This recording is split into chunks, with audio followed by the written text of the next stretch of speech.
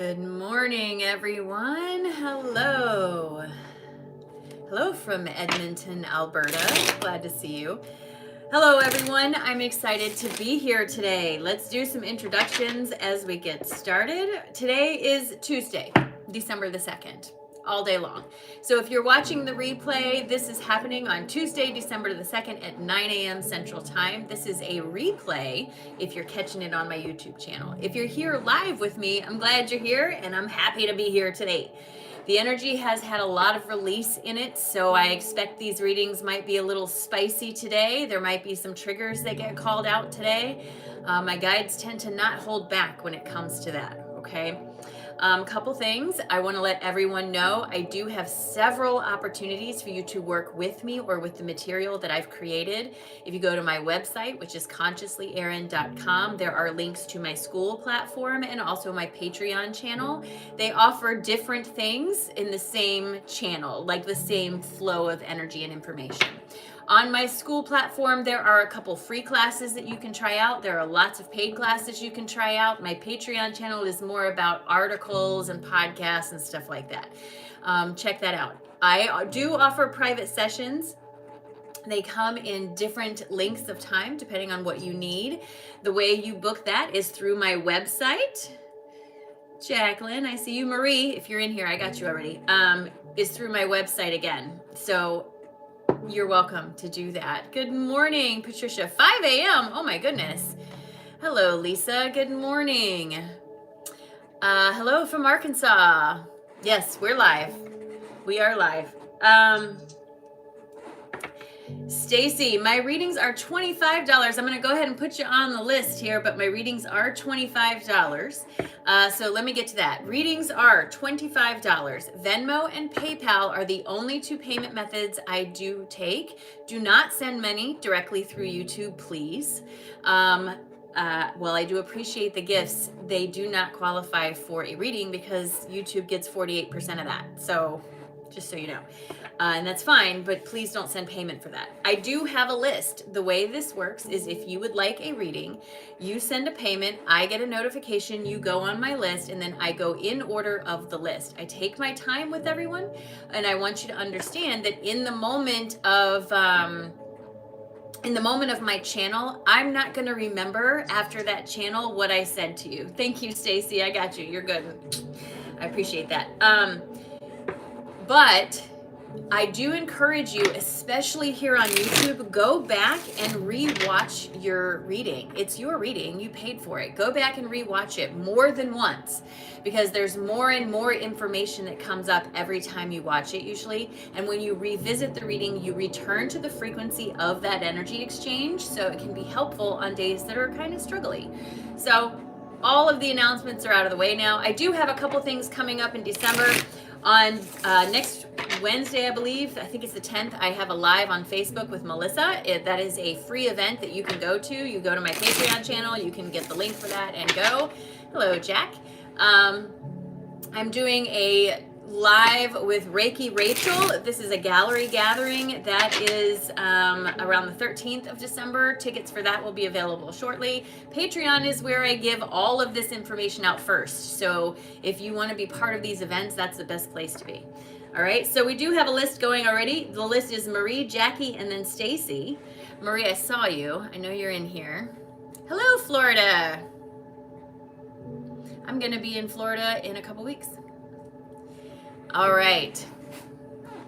Marie, I got you, friend. I am ready to read for you. Like I said, I'm just letting you guys know there's a lot of release in the energy. These readings may be a little spicier than you might like. I take no responsibility for that. So don't kill the messenger, just letting you know. All right? Let me turn the music down just a tad. I love this music, but I can turn down just one thing. Well, hello, Brian, and welcome in. All right, Marie, here we go. Sounds an awful lot like judgment, friend. All right, Marie, here we go. Do me a favor, take a nice big deep breath in all the way down to your toes. And release. Drop your shoulders. Please give me permission to have access to your energy. Marie, when I tap into your energy, I saw this beautiful yellow, this creamy yellow color. Yellow is the color of the solar plexus, but it came like right after I saw the yellow, it got shut down. Friend, I think you've got some imposter syndrome that's going to get stepped on, especially coming up in the next few weeks, likely related to something that helps you feel more authentically yourself. And I know that sounds vague, but sometimes we do little things like, you know, the time I decided I'm not going to color my hair anymore. I'm just going to stop, right?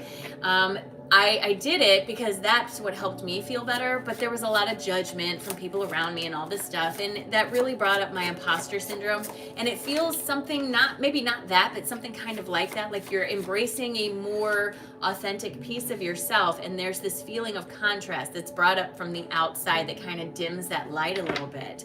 What my guides are telling me is don't let that person steal your thunder. Why would you do that? Your imposter syndrome, it's okay that it's there, but you don't need to run from it. Acknowledge it. I see you and I know you're not true, right? This is the thing, you're going to take your power back from it, right? You don't want to give away your power to something so that it can ruin your day. And when I look at your energy, there's really no reason at all for you to doubt yourself or your connection. I think you're still learning to modulate your frequency a little bit, especially in a chaotic environment. And I think it can get the best of you on some days. And that's just part of the growth process. Right now, you're learning and expanding. So be careful that your imposter syndrome doesn't kind of get its hooks in you and pull you back down to where you were. You're growing. It's going to take time. It's like learning to read a new language. It's difficult, right? You're going to have times where you don't feel as confident as others. But what equals success and understanding with your connection is consistency of use. It's like any other muscle. The more you use it, the more you understand. I feel like your imposter syndrome is getting stepped on, and I feel like it's triggered by something outside of you. It feels like a person being a little judgy about something you are excited about. Like you have a great idea and you go to tell someone and they like pee all over your parade or something like that. So whatever this is, this feels purposeful to bring this to the surface so you can acknowledge and get down to the root and pull it out so you can make room for new energy to come in. All right, Marie, this is what my guides have to say in addition to everything else I've already said. Literally, they're saying you've been reluctant to deal with this for a little bit, this imposter syndrome. So what's going to happen is you're going to have that triggered. What this will do is bring up an opportunity for you to step into a state of renewal, but it's going to require you to reassess the way you look at yourself and the way that you sort of interact with other people, right? My guides want you to understand this is a time for self-compassion. Be nice to yourself. You're learning and growing and it takes time. You also have to be okay with stepping outside of your comfort zone and trying something you've never done before. You cannot grow and stay where you are. That's an oxymoron and it doesn't work. But again, my guides want to remind you, you're good. You're in the place you need to be. You have the connection you've been looking for. It's there. Your problem is you tell yourself you can't feel it, or you tell yourself you're wrong, or your imposter syndrome gets the best of you. They're asking you to let go of this feeling. Step out from all of this stuff that's piled over you, like someone just dumped it on top of you, and embrace the feeling that, yeah, you know what, I'm right. But I am an unlimited being in a limited environment, and it takes time for things to come to fruition. It takes time for energy to get going. It takes time for movement to happen. It's not going to be instant in most cases because you have a lot of momentum built up behind the other side. So slow down and take your time, all right? Marie, thank you. I'm not from Michigan, but my son goes to Michigan. Marie, thank you so much for allowing me to read for you. I appreciate it. Meta, buenos dias, good morning. Thank you, thank you.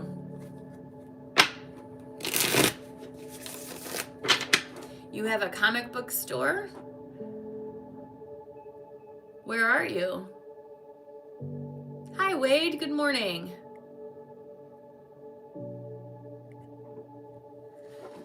Yes, it is a very nice, comfy sweater. Has a stain on it somewhere, so I told my son I needed a new one for Christmas. All right, Jacqueline, you are up next. Marie, thank you again, and I hope that was helpful for you, friend. I appreciate your time and your energy and sharing your space with me. Turn the light on. Does that help? I don't know that really helps. Maybe. It's so snowy outside. I don't like the snow. All right, Jacqueline, you are up next. After Jacqueline is Stacy and then Crystal. The list is still here. Need some good news. You are the good news, Jacqueline. Yeah, ew, right? Jacqueline, the good news is you, friend. Good news is that you woke up this morning and you took a deep breath and you looked around and you said, wow, look at this world, right? That's what you said, right? That's what you said when you opened your eyes this morning. You did not say, oh my God, it's another day, because you are so smart and you know how law of attraction works, right? So when you woke up this morning, my friend Jackie, what she did is she rolled over and she goes, wow, I can breathe. Oh my God, it's a miracle. Wow, I have a bed under me. Huh?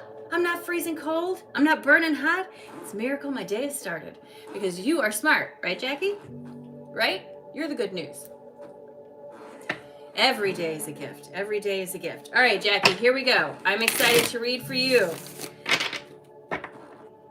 You have a lot of orange that's very active in your system. I don't know if you had a lot of family around that caused something over the last few days or something, but your orange, your soul, your sacral chakra is like not exactly happy right now. So do me a favor, friend. Take a nice big deep breath in all the way down your toes. Release. Drop your shoulders. Please give me permission to have access to your energy. Jackie, when I look at your energy, like I said, there's a lot of orange in your space. It's very fiery, very fuego, and it goes along with the energy that we're receiving today as well. Orange is the color of the sacral chakra. This is the home to intimate relationships and the roles that we play, right? So for me, what this looks like are all the name tags that you wear. My guides, Uriah. It's one thing. I don't know why I say they. Maybe it's a collective. I've never actually thought about that, and I don't know why she's derailing me with that. Sorry. My guides, Uriah shows it to me. It's kind of like a closet full of uniforms, right? And we change in and out of these uniforms throughout our life. There's something going on in here, and I feel like I'm not necessarily invited into the room to see what it is. It feels angry or hot. There's a lot of movement to it. Frustration is another word for it, maybe. There's maybe a little bit of agitation. I don't know if anger is the right word. I feel frustrated in the space. I feel as if the feeling is when you get up in the morning and you're getting ready and you're putting on the uniform, and there's this almost resignation of, okay, I'm going to go to my job. I'm going to do my thing. I'm going to do my work, and I'm just going to do it. And it's not where you want to be, but you know you have to do it. I get it. I have been there. I know a lot of people who have been there. I know a lot of people who are there right now. I get it. But I promise you, Jackie, law of attraction is very real. And it doesn't care what you think you want. It cares about how you feel. So when you get up in the morning, sometimes it has to be a conscious effort to start off in the right direction. And I'm not saying that it's going to magically change your life, although it might, because it did for me. But I will tell you, you will feel better, okay? When I look at you, the orange in your energy shows me that you're kind of at this point where there's a lot of change happening in a lot of different areas. Your sacral chakra is all kinds of lit up, and this closet full of uniforms doesn't even want to let me in to see it, because it feels like a mess, right? And there's frustration and there's irritation. I feel like I'm trying to put something together and I'm so frustrated I could cry. Like there's something like that. But I can also see that this is, and I love you, but a little bit of a self-perpetuating thing, because if you get up and start your day that way, you've literally handed that to law of attraction. And I'm not saying it's your fault that bad things are happening in your life, and I'm not saying it's your fault that these things feel too big for you. What I'm saying is your reaction to the things in your life are the only thing that you can control. The only thing. And as hard as it is, sometimes you have to be okay with putting a period at the end of the sentence and saying, now what? Okay, that happened, now what? Instead of ruminating over and over about it, because you're literally feeding the cycle. I feel like you have opportunity in front of you. I don't feel like you're stuck. There's nothing in your energy that makes me think that.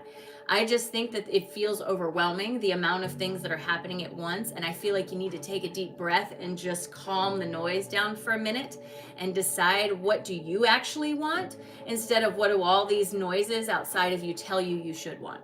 And once you can calm that down a little bit and start thinking logically about, okay, if this is where I want to go, what's the next step I need to take, and back down a little bit, take the pressure off of you, I think you can move yourself out of this. I don't think you're stuck. Not at all. All right, Jackie? This is what my guides have to say in addition to everything else I've already said. Jackie, friend, you stand at the edge of the next phase of your awakening experience, and you are working your way through some things around reliability, especially around stability, the idea of changing roles and feeling like I can't do it because I don't know how to support myself, or afraid I'm not going to be able to support myself, or judged, or whatever it is, right? They're asking you to let go of the manipulation, all the voices outside of you that are telling you that you have to do things the way they want you to, and get yourself back into a state of balance. Center yourself. Figure out where you want to go. This puts your dreams and desires much closer at hand than you may perceive them to be right now. My guides want you to know you are being asked to step out of a comfort zone because you are ready to grow. So sometimes this requires you to do a little bit of evaluation over the things that you're holding yourself back on. I mean, literally just confirmation. My guides want you to say, stop putting it off. Stop putting it off. Get out of your head. Figure out where you want to go. And be nicer to yourself as you take the first small steps to move you in that direction. Boy, Jackie, I'm not exactly sure what I said, but I feel like you might have got a lecture, and I feel like I need to apologize. So hopefully that was helpful. Jackie, thank you so much for allowing me to read for you. I appreciate it. Good morning, Barbara. I got your payment. Good morning, Stones Jones. Good morning, Whitney. What did that say? Sound like you are reading for me too. I might be, you know. Your closet is a mess, right? I bet. Everybody's closet is a mess today. It's all right. All right, Stacy, you are up next. Stacy is next, then Crystal, and then Barbara. I have plenty of spaces left on the list. Readings are $25. Venmo and PayPal are available to you. You can look me up, Consciously Erin. You can go to the notes for this video, and you can send a payment that way. If you are watching the replay, do not send a payment until you are in a live with me, because I will send it back to you, okay? Garrett, I see you. You are on the list, friend. All right, Stacy. Hi, Cynthia. Stacy, say hello. If your display name is not Stacy, and I can't see it, so make sure you tell me, is this you, SD James? I think that must be you. Good morning. Good morning.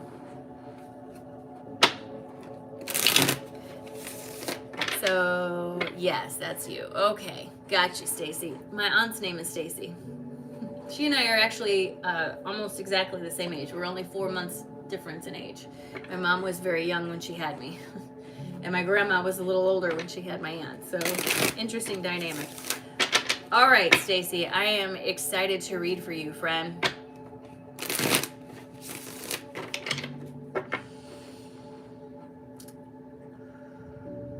All right, do me a favor, take a nice big deep breath in all the way down to your toes. And release. Drop your shoulders. Please give me permission to have access to your energy.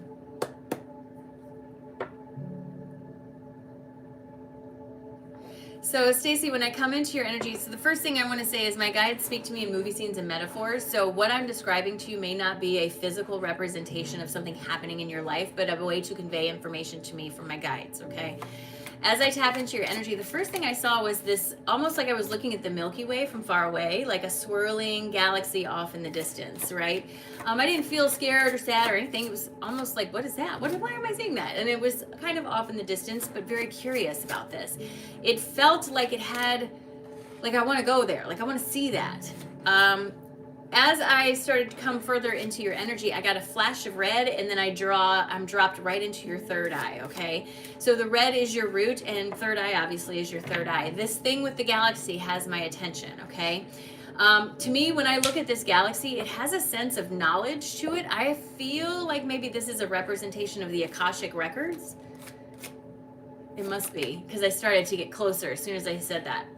So I feel like there's a representation of the Akashic records in your space. I am not 100% sure if this is an indication that you should have your records read, that there's information there for you, or you have the innate ability to go read your records or something, but there is a tie and a connection between you and the Akashic records.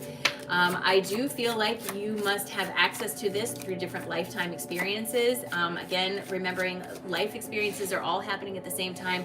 We as humans experience life in a linear progression. That doesn't mean that time happens like that for everywhere.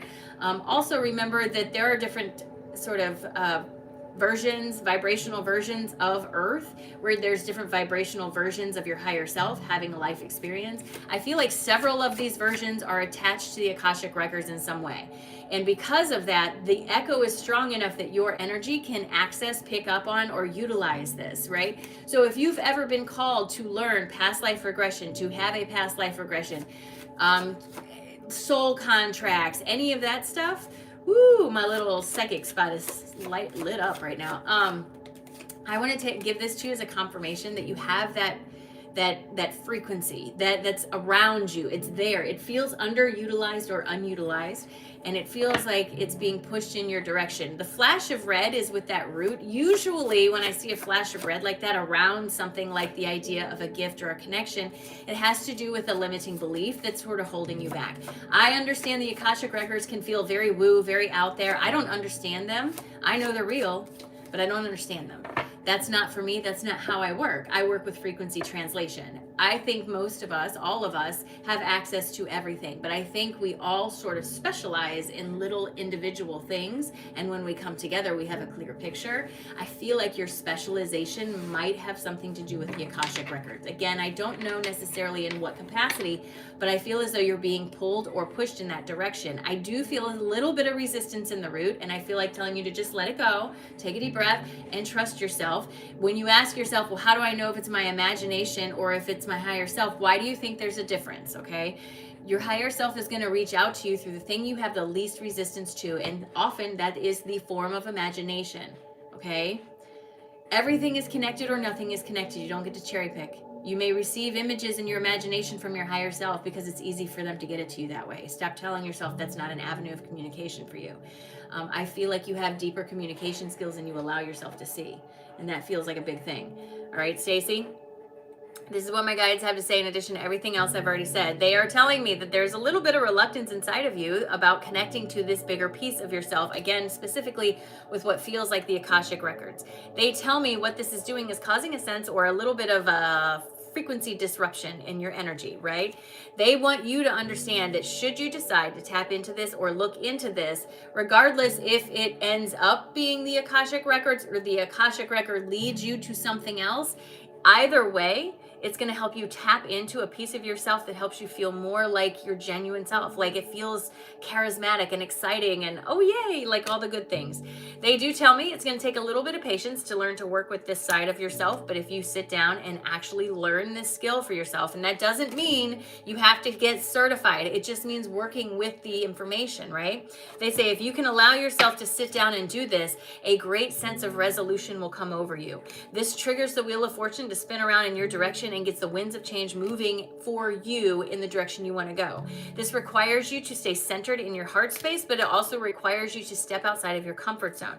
So my guides are asking you to make the commitment to yourself to push your way through this little trigger in your root that makes you feel like maybe you can't do this or you don't understand it, and do it now, because what's happening is change is coming for you.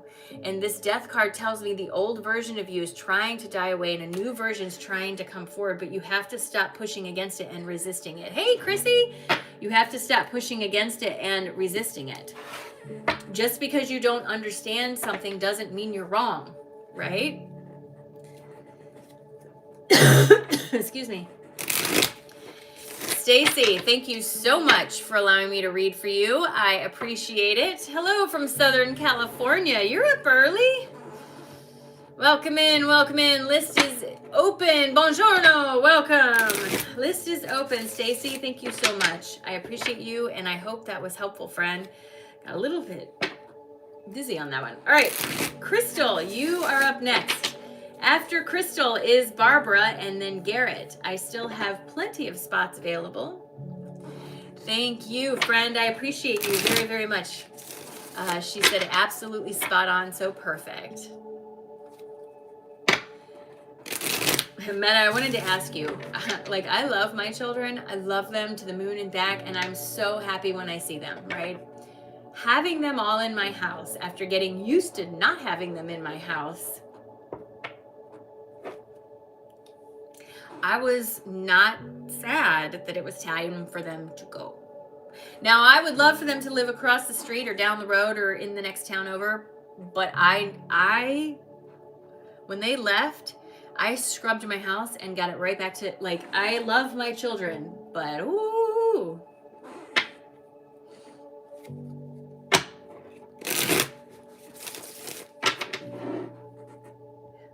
Yeah, it's hard. Hello, Leslie. I think this is Leslie. Does it say? Oh, yeah, it does. Hello. All right, I am looking for Crystal. It can be overwhelming. Yeah. Crystal, come on down and say hello. After Crystal is Barbara and then Garrett. I do have plenty of space on the list. Just remember, you guys, you can also find plenty of material, podcasts, articles, classes, gallery events, private sessions, all the stuff you could ever want and more at my website, consciouslyerin.com. There you are. I see you. Hello, Crystal Godfrey. 8531. It is a very difficult relationship to navigate, going from parent to, like, young child parent to adult parent. My daughter, I'm still adjusting. She's almost 24 years old, and I'm still adjusting to the fact that she wants to sit at the table with, like, me and my friends. Like she wants to go out with us New Year's Eve, and we're going out with friends. Like, she's almost 24. Why do I care? I don't know. It's just weird for me. All right, Crystal, I apologize. I am ready to get set and read for you, my friend.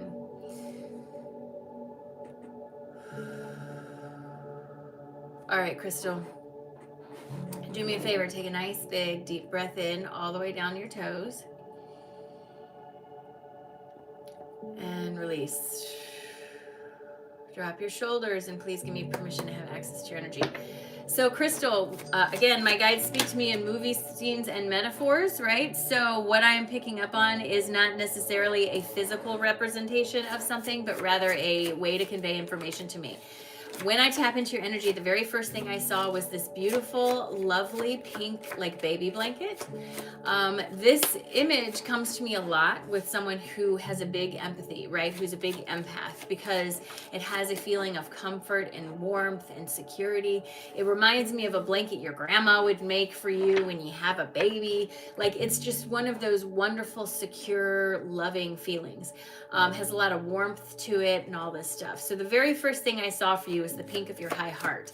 This is where your empathy lives. It is not your only clair, but it is your strongest clair, and it informs all of your other clairs. So what that means is, because your empathy is so strong, you are always going to feel things first, right? You're going to feel things first. So pay attention to how your physical body feels when you first start having a conversation with someone, when you walk into a new space, when you sit down to meditate. Pay attention to the tingles and the pops and all the weird stuff in your body, because as an empath, it's going to translate physically for you, often undetected, because you write it off as something else, right? The chills that you got when you heard that song, you've written it off 100 times. That's clairaudience, right? The feeling you get in the pit of your stomach when you start talking to somebody at work that you know they're not doing their job, and you know they're going to ask you to do something you don't want to do, that's clairsentience, right? But because you have strong empathy, you are going to feel it in your body first. So pay attention to that. The other thing I want to say is, I think you need some boundaries around your empathy. I think you have a beautiful, big, warm heart. You want to do a lot of stuff for a lot of people. And I think there are a lot of people around you, consciously or otherwise, who are more than happy to allow you to do that for them. And it's not that they're bad people. It's not. It's just that you teach people how to treat you. And if you've given them permission to run all over you, they have no motivation to not do it, right? And there's this feeling of wanting you to understand that your time is just as valid as anybody else's, and there's no reason for you to feel like you have to sacrifice yourself to make someone else happy. That's a fallacy and a lie and a moving goalpost that you will never be able to reach. So that does not mean cutting someone out of your life unless you absolutely feel like you have to. I'm a big fan of the idea that I can talk to you through a screen door. I don't have to invite you into my house, right? But I can still care about you from here because I believe people change. And I think the best thing you can do is to back off from some of these a little bit toxic relationships that take a little bit more of your energy than they're willing to give you. And again, I'm not saying to cut them off. I'm saying to back off a little bit. Give yourself some space to recoup some of your own energy and stand strong in the ability to know that you are allowed to say no and you're allowed to take care of yourself. What happens when you do that is your light innately gets brighter, and the people around you that have been willing to take advantage of you start to recognize that they were taking advantage of you. And you're not doing that so that they feel bad. You're doing that so they realize their behavior. And you become the inspiration to do better for themselves. Not so that you can save them, but so that they can make the choice themselves. Sometimes it takes, loving someone enough to say, I'm going to put this hard boundary right here so you don't mess this up, right? I can love you from across the street. I don't have to have you in my house. And I feel like there are some relationships around you that may need to be reevaluated like that. And again, it's not about them being bad people. It's about them being stuck where they are and hanging on to you. They are drowning, you are swimming. They're going to pull you under if you don't move towards shore. Throw them a lifeline, but don't stay there with them because they're going to pull you under in their panic. So there's this feeling of wanting you to back out of some of these things. Stop sacrificing yourself on the altar of goodness because you feel like you have to. That's not how this works. Replenish yourself at least a little bit, all right? Crystal, this is what my guides have to say in addition to everything else I've already said. That feeling of wanting to know, why am I blocked? That's why you're blocked. My guides are asking you to take strong action and do it now, to set some mindful boundaries because there's a little bit of unconscious or conscious manipulation going on in the energy around you. Happy to take advantage of your warm, beautiful heart. My guides tell me that this will help you to feel more like yourself, get you back to center and feel like you're becoming more charismatically entangled with the higher version of yourself. And this brings you right back to that feeling of movement forward. Yes, this is going to take some self-focus, and that might make you uncomfortable. And yes, it's going to require you to release some of the relationships that you're holding on to. But what that will do for you is it will spin the wheel of fortune around in your direction and get the winds of change pushing behind you instead of in front of you. It'll also bring back a feeling of empowerment to your space and help you take the next steps. I know you're reluctant. I know you don't want to do it, and you don't have to. But should you choose not to, there are consequences because it's draining your energy. It's not like they're bad. I'm not trying to say that, but I am saying that there's a better way to help someone than the way that it seems to be happening in that space. I told you she was going to be spicy. Crystal, thank you so much for allowing me to read for you. I appreciate you, and I hope it was helpful. Meg, hello.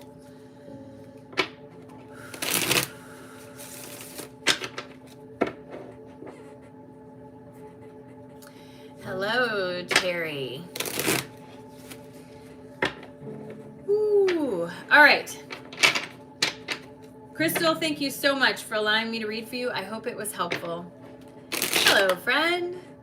Carolyn, hello.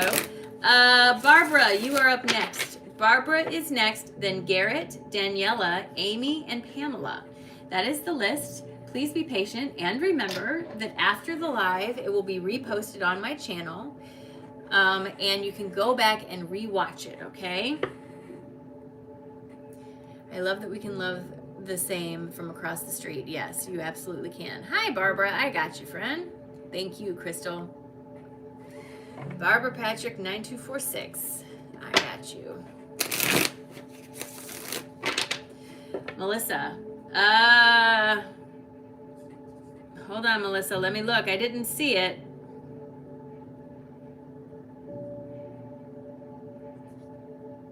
Oh, there it is.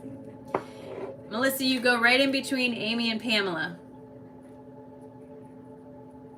Sorry, I didn't see that. Thank you for reminding me or letting me know. I got you. Right in between Amy and Pamela. Sorry about that. All right. Here we go. Barbara, I am excited to read for you, friend. Thank you so much for your patience and your time. Such nice energy. Oh, okay. Okay, here we go. Barbara, do me a favor. Take a nice big deep breath in all the way down your toes. And release. Drop your shoulders and please give me permission to have access to your energy.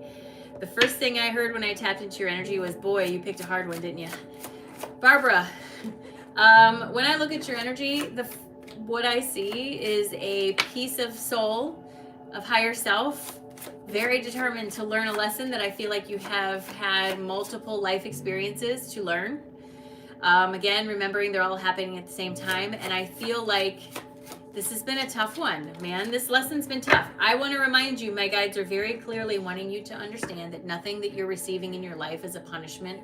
You're not being punished. Source is not going to punish you. It's not based on judgment. So why would it punish you, right? Source is love and love alone. You punish yourself. We all punish ourselves all the time, but you're not here being punished. Your life experience is not a punishment. I do feel like there were some circumstances that came about in your life that required hard choices and maybe didn't result in the way that you wanted it to. I also understand that one of the hardest lessons that you've had in this life experience feels to me like it's the idea of self-worth. Feeling like I have to earn my place in this world, feeling like I have to earn my dinner. I don't know why that phrase specifically, but feeling like I have to earn my dinner and that maybe what I brought wasn't as important as what someone else brought. I feel like there's a lot of comparison in here. I see this with parent, and I'm not making a judgment call, but I see this with parents who tend to be judgmental on their children as adults. This is the image that I get. I also see this with very competitive siblings or very competitive, like, small groups. So I see this a lot with people who were doctors, because becoming a doctor is so competitive. PAs, nurses, anything high pressure, this type of thing, it's a competitive energy. It's like it's ingrained in you. And you may not feel like you're competing. I understand that. But the judgment of yourself because you are comparing yourself to someone else is what I'm talking about. It's not like I feel like you need to go run races against other people, but I feel like you have an impossible standard that you set, and then you judge yourself for not reaching it because someone else or something else made you feel like you should be able to. Everyone is different. Different is not bad. Different is not farther ahead or further behind. Apples are apples and oranges are oranges. One is not better than the other. They're both delicious, right? I tell people all the time, your spiritual journey is like living in a big city, right? Like I live in the suburbs of Chicago, like literally the farthest suburbs you can get from Chicago. It takes me an hour and a half to get to Chicago. I'm far. But the point is, there are multiple different routes I can take. I can take several different roads. They all get me to Chicago. Some have more construction, some are more scenic, some are straight shots. They all go the same direction. So stop worrying so much about, did I pick the right road, and trust that it's getting you where you want to go. And if you can relax a little bit and enjoy the scenery of the road that you're on, you'll stop judging yourself for feeling like you've chosen the wrong road. You're missing the beauty of the journey that you're on by judging yourself for not being on the right journey, or it feels something like that. So it's not that there's a specific chakra that needs your attention or anything like that. I feel like I want you to be more loving with yourself, more patient with yourself. If you wouldn't say what you want to say to a 3-year-old version of you looking up with you with those big eyes, then don't say it. It's very simple. And I know that this lesson of self-worth feels like, oh, I know I've got my self-worth, but it's in the small moments when you reduce yourself that's where the truth is. So I encourage you to slow down and think about that. Where are you reducing yourself in the small spaces? Because it's not a big deal. It is a big deal. It matters. It builds up, right? Barbara, this is what my guides have to say in addition to everything else I've already said. My guides are asking you to turn your focus towards yourself and remember that you are worthy of everything good that comes to you in your life. You have to let go of your insecurities and stop judging yourself against other people. And while this may require a whole rebellion for you, moving against what you think you know about what you should and shouldn't be doing, that's what rebellion looks like. But what it will do is balance that karmic lesson you came here to learn. Remember, one of the first things I said is, boy, you picked a hard one. this is how you balance that, friend. My guides want you to understand there's always going to be someone around you that doesn't agree or understand with what you want to do, and you have the choice of letting that dictate the choices you make or not, right? My guides want you to let go of the need to let other people, right? Let go of the need to let other people dictate your life. Let go of that. And instead do some introspection, turn in towards yourself, and remember that you're the one in charge here. It doesn't matter what anybody else says. And you have to feel good about the choices you're making for you, right? Barbara, thank you so much. I appreciate it. I hope that was helpful. Someone asked a question, does Erin read for anyone? I do. Readings are $25. Venmo and PayPal are available to you. You can look me up, or you can, there's a link in the video description for this. Once you send a payment, I get a notification. You go on the list. I have a little bit of a list this morning, but we're working our way through it. Barbara, thank you so much, friend. I appreciate you. Garrett, you are up next, friend. Garrett, you are next. Hello, Garrett. Garrett is up next. Then Daniela, Amy, Melissa, and Pamela. I do have plenty of space on the list if you still are interested. I'm super excited too, friend. Thank you so much for allowing me to read for you.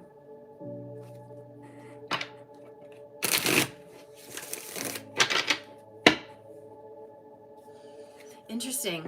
Interesting. All right. I'm excited about this, Garrett. Here we go. Do me a favor, friend. Take a nice, big, deep breath in all the way down your toes. Release. Drop your shoulders.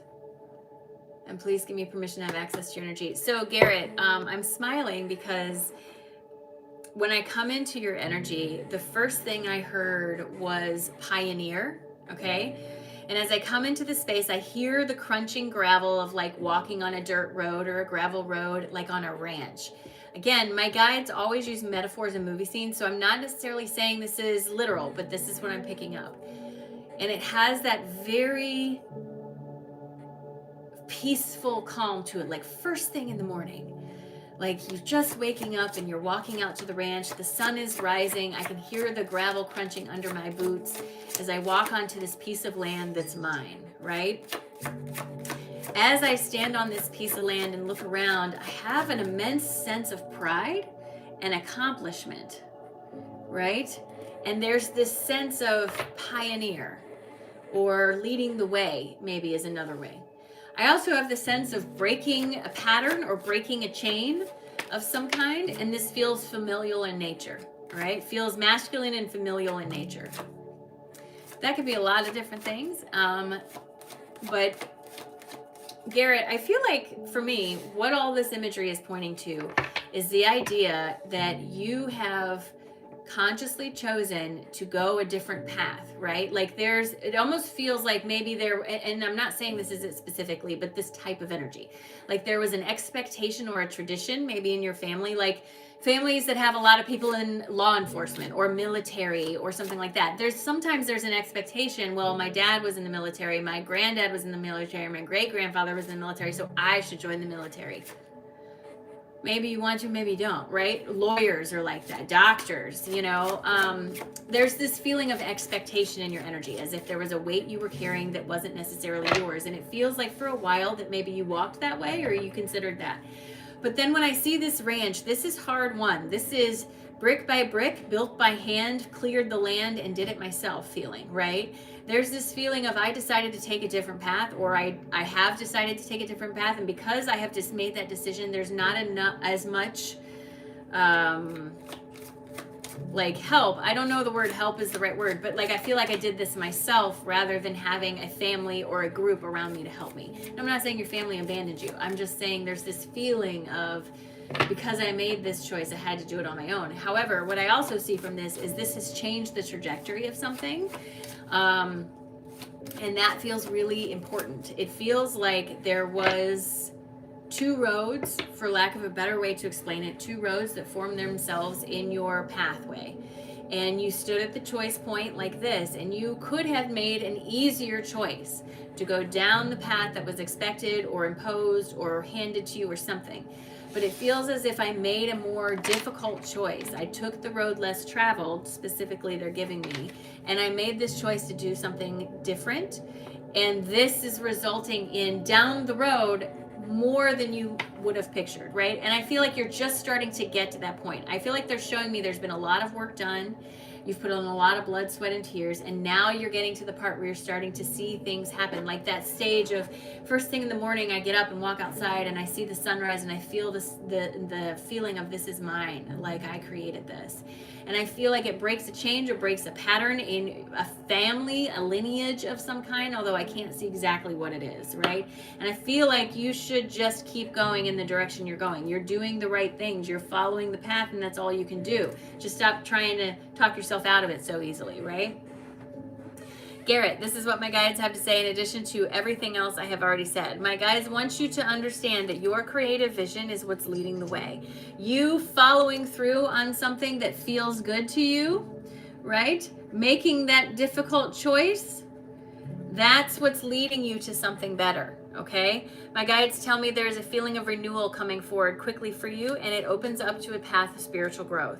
My guides want you to know that this is just the beginning of something new and great happening for you, and it's because you made the choice to do something better for yourself, right? Celeste, you guys, I see you. I will update the list in just a moment. My guides tell me there was a lot of clash interest around you, a lot of people who maybe didn't necessarily see the same vision you did and didn't necessarily believe in the same things you did, but you did it anyway. And what the result of that is putting yourself in a state of balance, putting yourself into the right place, and literally disrupting a pattern of some kind. Like I said, a chain breaker, a pattern breaker, something. You did this, and this changes the trajectory of things, right? Changes the trajectory of things. It feels good, Garrett. I don't know exactly what the choice was, but it feels really, really good. And I'm really proud of you for making that choice because it doesn't feel like it was very easy. Okay?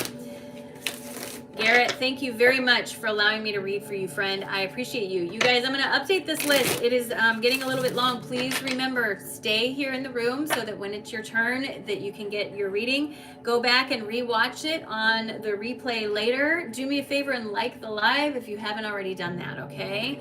Yes, Heather, I got you. I am going to, Garrett, what did that say? Thank you, Erin. I'm literally crying right now. You're good, Garrett. You're so good. You're so good. Just believe in yourself. You're good. You're good. I can see it. All right.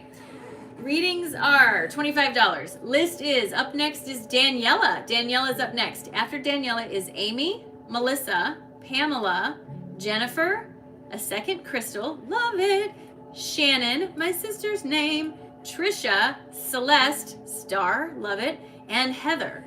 That is the list, okay? So Daniela, Amy, Melissa, Pamela, Jennifer, Crystal, Shannon, Trisha, Celeste, and Heather. I only have 4 spots left. Please be patient with me as I make my way through this list. I take my time with everybody. You will want me to take my time with you, all right?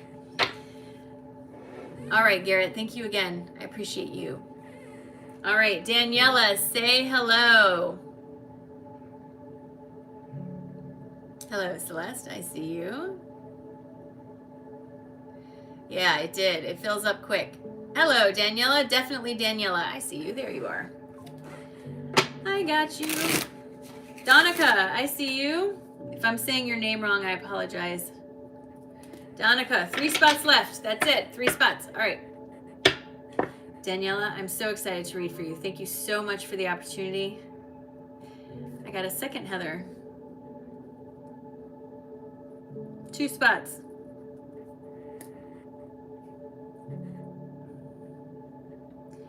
All right, Daniela, here we go. Do me a favor. Take a nice, big, deep breath in all the way down to your toes. And release. Drop your shoulders and please give me permission to have access to your energy. All right, so Daniela, when I come into your energy, again, remembering that my guides my guides speak to me in metaphors and movie scenes, right? So I'm not necessarily describing something physical that's happening, but a way to convey information to me from my guides. When I come into your space, I see someone sitting at a table with tarot cards spread out in front of them, and there's this puzzled look on their face as if I've laid out these cards and I don't know how to read them. I feel as though I have access to tools, but I don't know how to use them, or I'm confused about what I'm receiving through them. Friend, you're overthinking this. You are way overthinking stuff. You're trying too hard to find some meaning that someone else will understand is what they're telling me. So the easiest way for me to say this is your intuition is always going to speak to you in whispers. Your ego is always going to scream at you in yells. It's always going to be loud, right? Your ego is doing its best to keep your physical body safe. So anytime you step outside of your comfort zone, it's going to rear its head and go, no, no, no, no, that's not good. Your higher self is always going to be encouraging but soft. It's never going to push you. It's going to encourage you. It's never going to punish you or judge you. It's going to encourage you. So be careful that it's not your ego trying to convince you that your higher self is telling you, no, you can't do this. Your higher self will never tell you that.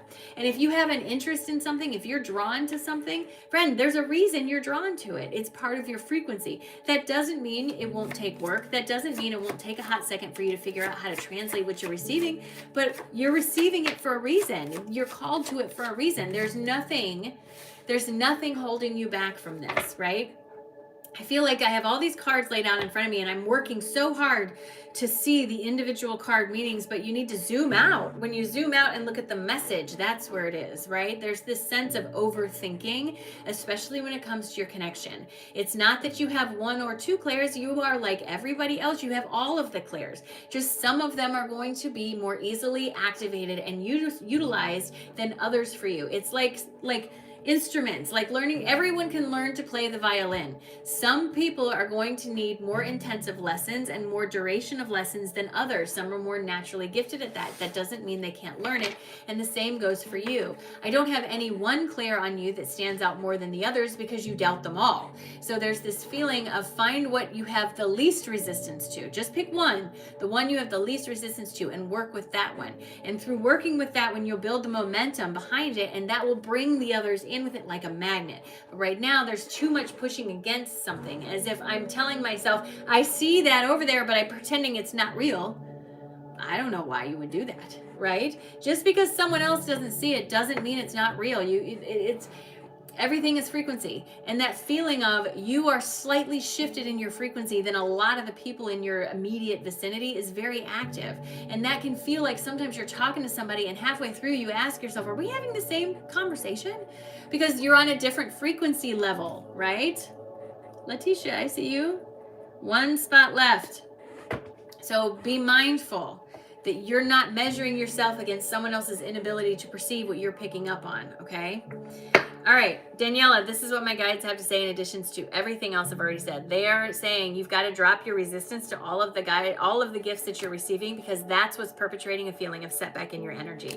Your reluctance to let go of your doubt is what's holding you back all the way around the room. So my guides are saying lean on your chosen family and the tools that you have brought together. Stop overthinking what you're receiving and allow it to flow instead. This opens you up to a brighter future, and it also brings you into closer alignment with your higher self. But you have got to stop sitting in this feeling of, I don't understand, I don't know how it works. Yes, you do. Stop questioning it. Get underneath. What is the first instinct that you have? What's the first feeling that you have? Go with that. Stop questioning it over and over and over again. This is going to help you feel better, help you feel more like your genuine self. But friend, you have to stop questioning everything. I feel like you overthink all the stuff that's being offered to you. And you're being asked not to overthink it so much. Very much being asked not to overthink it so much.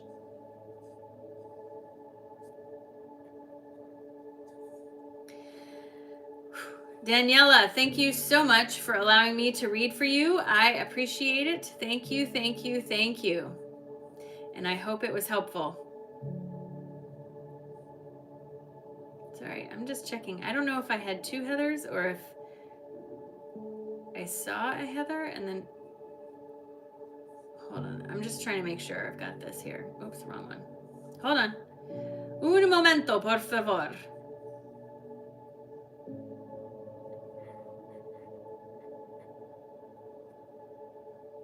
No, I think I only have one Heather. I only see one Heather. I thought I had 2, but I only have 1. So we'll take that one off. I'm just triple checking because I've got Heather M. And then I don't see any, I don't know, maybe I was psychic. All right. Daniela, thank you so much for allowing me to read for you. I appreciate it. Thank you. Alana equals Heather M. Okay, I'm going to write that down. Did you pay twice, Heather, or something? Like, I don't know. I don't think so. I only see 1. So I just want to make sure. I've got Alana down now for Heather. All right. Amy, you are up next. Amy's up next. Then Melissa, Pamela, Jennifer, Crystal, Shannon, Trisha, Celeste, Alana,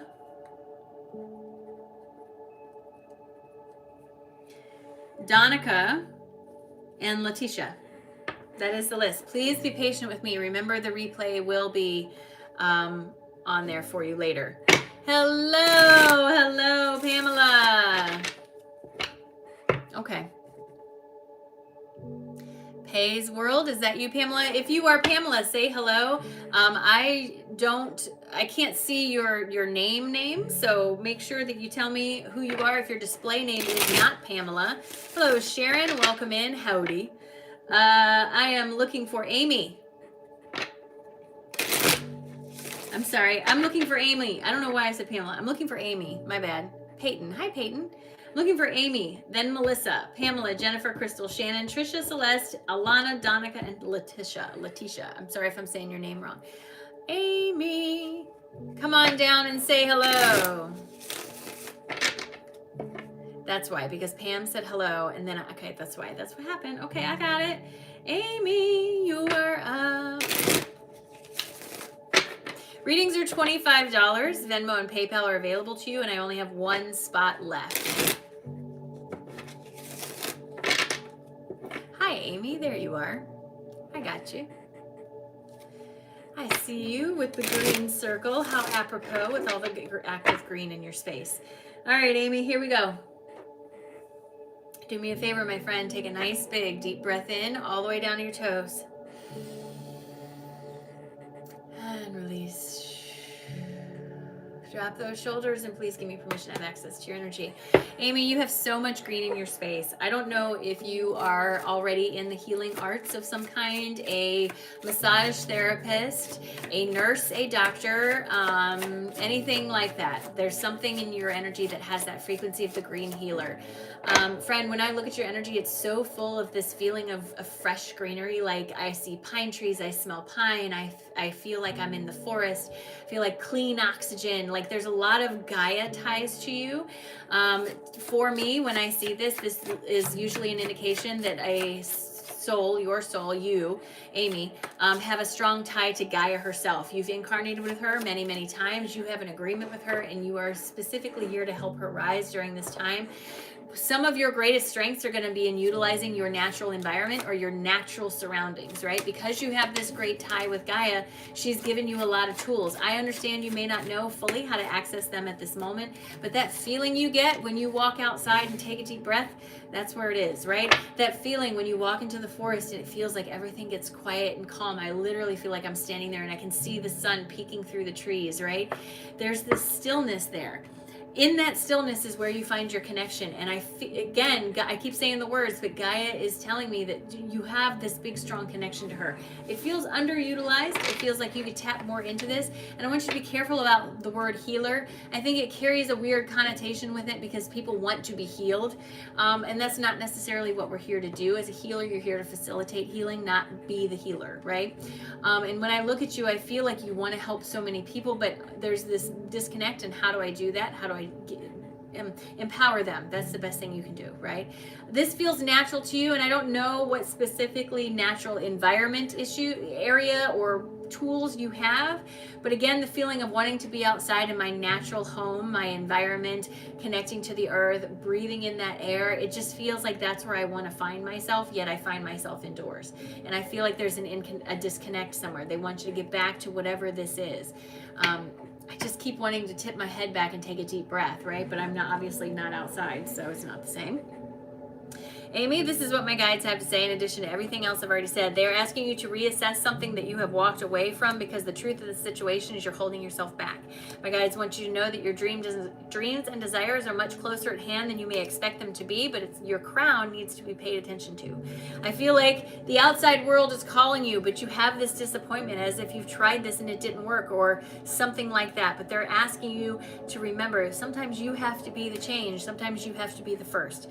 My guides tell me this will not only help to refuel that heart space that you so graciously lead from, but it will also help to get you back in line with some of the pieces of yourself that you've stepped away from. My guides tell me that your intuition is constantly sending you messages and talking to you, but that there's too much need to control or understand something. This goes along with your gifts, especially when it comes to nature. So my guides are asking you to be okay with feeling vulnerable. This is how you learn. And as you do this, you will bring down that tower. Things will start to fall away from you and you'll be able to see that, right? They want you to know that you've allowed yourself to be a little bit overwhelmed with the energy and to pile it on top of you, right? So there's this feeling of wanting you to realize you don't have to do everything all at once and that you have this green energy of healing around you, but it's not being utilized or used as much as it could be. And I also feel like there's too much pressure on it, as if there's a definition that doesn't fit, right? You're not here to heal anyone. You're here to facilitate healing in someone, in their own self, right? That's what it's there for. So be careful of what you tell yourself. You can't make anyone better. You can only offer them the tools to help themselves.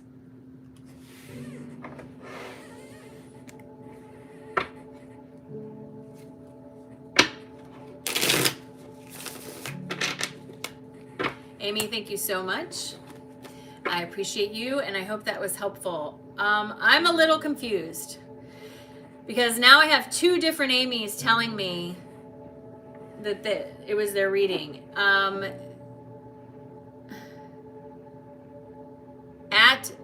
YNOTW8NC, that's who I was reading for. This other Amy Mize, I'm not sure. This is why I get so frustrated, because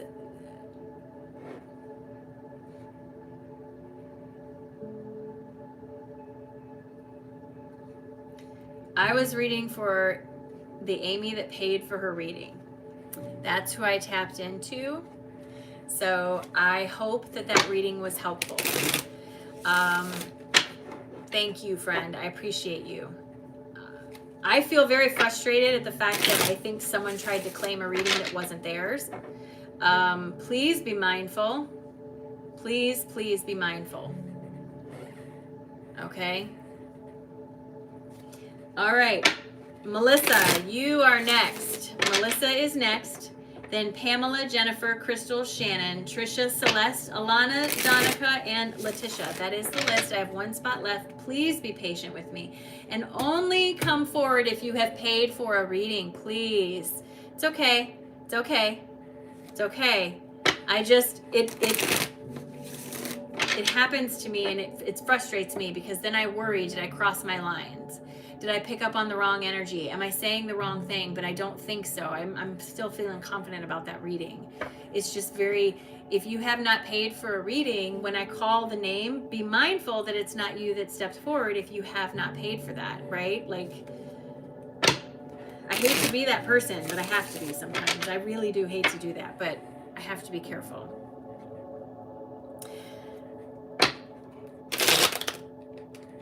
I understand that, but people pay for their readings. You know what I'm saying?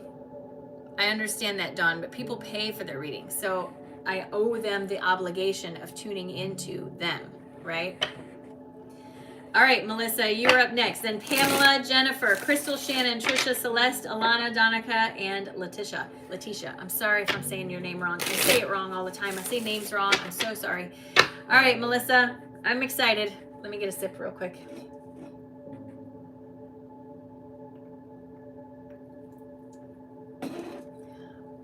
You're never going to meet your life partner as long as you tell yourself you need them to complete you. Hate to tell you, but that's how it is. All right, Melissa, here we go. Do me a favor, take a nice big deep breath in all the way down to your toes.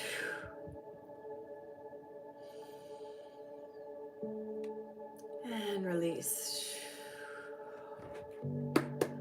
Drop your shoulders and please give me permission to have access to your energy.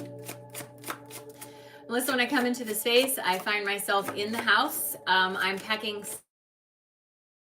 franticness about this. There's no rushing around. I feel anticipation and excitement. I feel like I'm in the bedroom. I can see outside the windows. I see a sun clearly in the sky just above the horizon. It's not necessarily, I can't tell if it's a sunrise or a sunset because I don't think it matters. It's yellow though. That's important. I'm packing in the room. I'm putting things in a suitcase like I'm ready to go somewhere.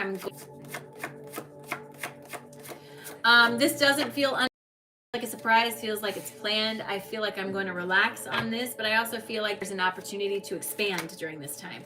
I think that the relaxation is key here. I think that getting outside of your routine needs to happen for some reason, like you need to refresh your energy or something. And I feel like when you do this, it sort of opens the door of flow a little bit and helps you to sort of work out some things. And I'm not necessarily saying you have to run away from your life. I'm just saying I feel like there's a pull to take a trip, go on a vacation, do something. It has excitement and anticipation with it. And when you go on this, you relax, your shoulders drop, your energy opens, and you bring in more stuff. I think where you are has a lot of pressure around it or something.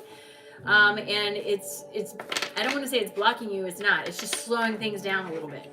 And if you can get out from underneath that, I think it'll be helpful to get things moving again. Melissa, this is what my guides have to say in addition to everything else I've already said. My guides want you to know, friend, things are changing for you. There's a new role coming forward, and they want you to know this is part of the next phase of your awakening experience. They're going to have to ask you to step outside of your comfort zone a little bit, right? To step beyond where you're going, to look for something different, to be comfortable with that. And they want you to have patience as you do that, right? It's going to take time. Everything takes time. Nothing happens immediately here in the physical realm because you are an unlimited being in a limited space, and we have physical reality and rules that we have to follow. The changes have already started to put themselves in place, but you've got to be patient with yourself and the world around you. Stop telling yourself it's not working just because it's not working like that. My guides tell me, reassessing some of the things that you're doing, right? Reassessing the idea that you have to spend all of your time and energy doing things for other people. I think that's where the idea of the vacation might come from. This helps you get back into a feeling of authenticity and shift your direction back more positively. This may take a little bit of introspection, but as you get outside of this and reach for your inspiration, that's where it's going to find you. This gets you moving once again on that spiritual track and helps you to tag back in and feel like you're more aligned with that joyous occasion and feeling of celebration and belonging. Your belief is what's missing, friend. So there's this feeling of like almost wanting you to take a vacation so that you can get out from underneath the weight of something around you that's putting too much pressure, right? I want you to relax is what I keep wanting to say. Like relax a little bit, relax a little bit. Oh my gosh, I got so much heat with that.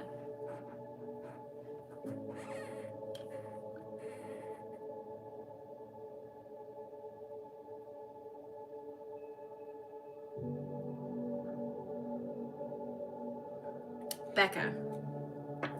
Let me look.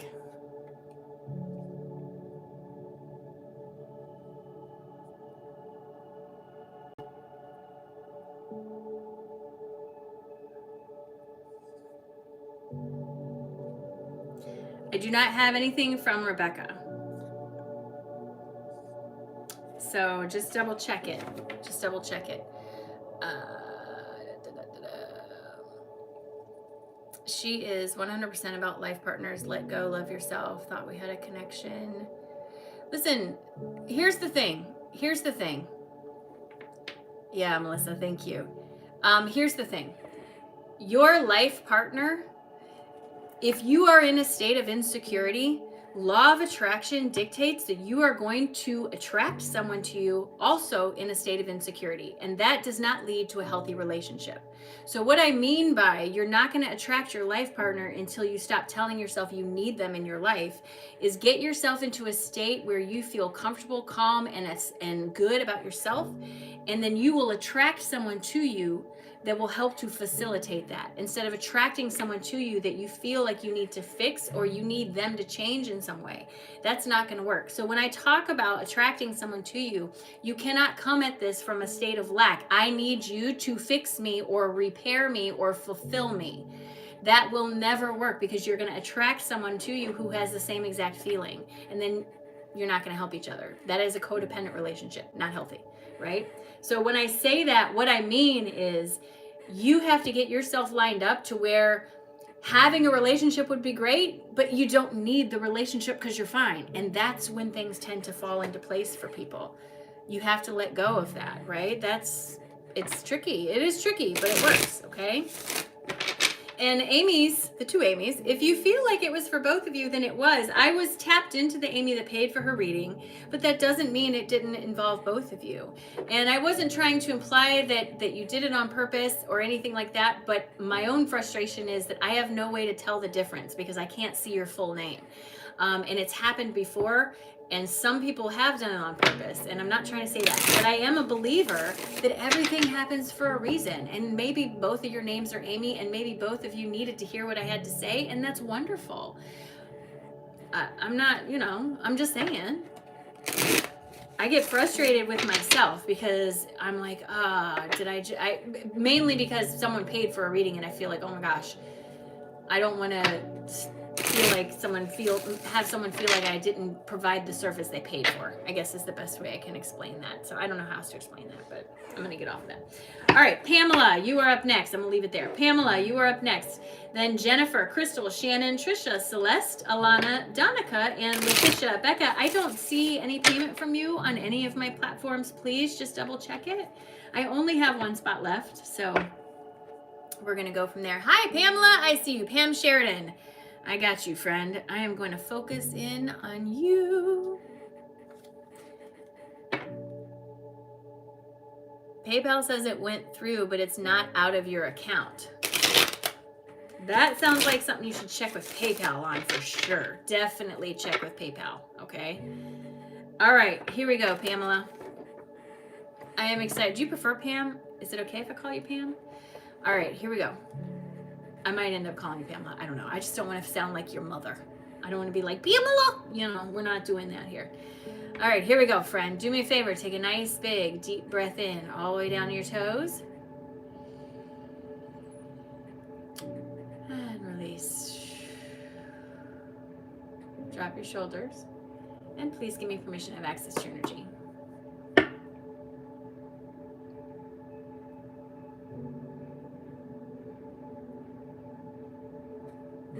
All right, so Pamela, when I look at your energy, again, movie scenes and metaphors, right? I see someone standing on the front porch of a house. The door is open, but behind me, and there's a path opening up in front of me. The person standing on the porch is not in a hurry. They are standing, but they're not like walking, they're just standing. I feel as though there is a sunrise happening somewhere off to the side, and I literally feel like I'm standing like this with a cup in my hand, like this, right? I feel like it's a warm, toasty cup of joe or something like that, and there's a sense of a new beginning or a fresh new day. This is all metaphor, but I want you to understand what it means. Standing on the porch of the house is an indication of being ready to get outside of your comfort zone, at least energetically. Being inside the house is an indication of being in and comfortable in your comfort zone. Being outside of the house on the porch is an indication of being ready to take the next steps. My energy is ready to take a leap, right? The next step for you is stepping off the porch. The path is forming itself. I understand that it can be scary to step out onto something that you don't know where it's going fully, that you can't see the end of the road, that you don't know all this stuff. I understand that. I get that. But I also understand that you can't grow if you stay where you are. And you must be feeling like there's a change or a call or something calling you, because I can literally see it playing out in your energy. The sunrise off to the side is both yellow and orange in color. It's beautiful. But this tells me it is involving both your sacral and solar plexus. Sacral is the home of the relationships and roles that you play. Solar plexus is the home of how you see yourself. There's a change forming in here. The way you see yourself is shifting. So the roles that you fulfill is changing. I see this a lot with people who are going through life transitions. Kids moving in, kids moving out, kids getting married, having kids, getting married yourself, getting divorced yourself, changing jobs, getting a new job, starting your own business. Big transformations like this usually show themselves as this type of energy. I can't say specifically what that looks like for you, but what I can tell you is you're ready for it. Whatever it is, you're ready. You're energetically ready to step out onto the path. Even though you may not be able to clearly see where it's taking you, I can feel that your energy wants you to take the step, right? So again, just a reminder to you and everyone, you wouldn't be called to do something that you didn't have the ability to do. So if you're feeling called to do something, I want you to step out of your comfort zone and try it. Even if you need to learn it, you have to try, right? And remember that sometimes it doesn't look the way you thought it would look. If you want to fly, you're not necessarily going to be able to grow wings and fly because of the environment that you live in, but you can take flying lessons and learn how to fly a plane. You can go skydiving. There's a lot of ways you can do this. So be careful that you don't narrow the definition so much that it takes too long to get to you. Open your definition about what this might look like and focus on the feeling it's going to give you rather than what you think the thing is or what you think the thing has to be to give you the feeling of, right? This is what my guides have to say in addition to everything else I have already said. They are acknowledging that there is a conflict that happened recently, but they're saying it's over and resolved. And they're telling me that because of the resolution of whatever that conflict is, you've opened up the door of potential. Literally standing on the porch, looking out at the road in front of you, ready to take a step. My guides tell me that these clashed interests may not have been fun and you didn't like them, but they brought something to the surface that needed to be acknowledged. And they're really harping on this. So they're saying that whatever's going on with this disagreement or this feeling of discourse is purposeful and trying to get you to look at something so that you can take a step out onto the path literally in front of you. They tell me you've been putting it off for a little bit, dealing with whatever this is, and they tell me that has consequences in your energy of slowing things down. So what they want you to do is step up to the mic, put on your big girl panties and take a step out onto the path. Sometimes that means dealing with a conflict that you don't like, or sometimes it means learning from the conflict that you're dealing with. Either way, it's going to bring with it a sense of inner peace and help you step out onto a new horizon. Go somewhere you have never been before. They tell me this is very guided by your higher self, but there's resistance in your physical self, so they want you to sort of find a way to reconcile that a little bit. Pamela, thank you so much for allowing me to read for you. I appreciate it. Do me a favor, if you have not liked this live, please do that. Just jump out and give it a thumbs up. It helps me very much. Jennifer, I see you. Pamela, thank you so much for allowing me to read for you. I appreciate it very, very much. I hope it was helpful. All right, Jennifer, I see you and I am ready. What does that say? Just another Jen. Aw, just another Jen 29. Is your birthday the 29th of some month? My birthday's the 29th. Then you're not just another Jen, are you? Pamela, thank you. There it is. One card turned over in the deck for you, Jennifer, before I even get started, friend. You got a lot going on in that root, right? Let's see what we can do here. We're going to put this back in the middle of the deck, so you know, okay? All right, here we go. Jennifer, do me a favor, my ears are ringing already. Take a nice big deep breath in all the way down your toes. And release. Drop your shoulders and please give me permission to have access to your energy. So Jennifer, remember my guides speak to me in movie scenes and metaphors almost always. Here's the thing. When I come into your space, I feel like I'm in Stranger Things, but going in the opposite direction. Like I'm in the upside down and I'm breaking into a different reality. So not that you're bad or a demigorgon. I feel like so what this feels like to me is they're trying to show me that you've been trapped or stuck in the upside down, right? If you don't watch Stranger Things, the upside down is a carbon copy of our world, but everything has no color. It's depleted and it's dangerous and all these things, like the houses are abandoned and all this stuff, right? It's like a weird bizarro version of us, okay? I feel for some reason that there's been a period of time, they're showing me like a chunk of time where you were stuck in something that felt like this. They give me the words the upside down. They give me the bizarro world. There's this feeling of can't get myself together, like my brain isn't functioning, like everything just feels wrong about this space. But as I look at it, there's this feeling, like the literal image I'm getting is of someone breaking through like the concrete on the ground, and this red light coming up like the root, and the person climbing through the broken pieces of concrete out onto this clean surface. And there's a sense of being tired and filthy and just worn out, but sitting and looking around and going, oh, this is what it's supposed to be like? Oh, like there's this realization, this moment of understanding that maybe things were not as hard as they needed to be, right? I feel like you've already started to make this breakthrough. They're showing me that you're already climbing through this. The red of this tells me there's a lot of underlying beliefs, understandings, or teachings that's what got you in the upside down. So you're going to have to let go of those. And I don't know, I can't tell you specifically what they are, but there's this feeling of climbing out of this, right? I have to climb out of this feeling of the upside down.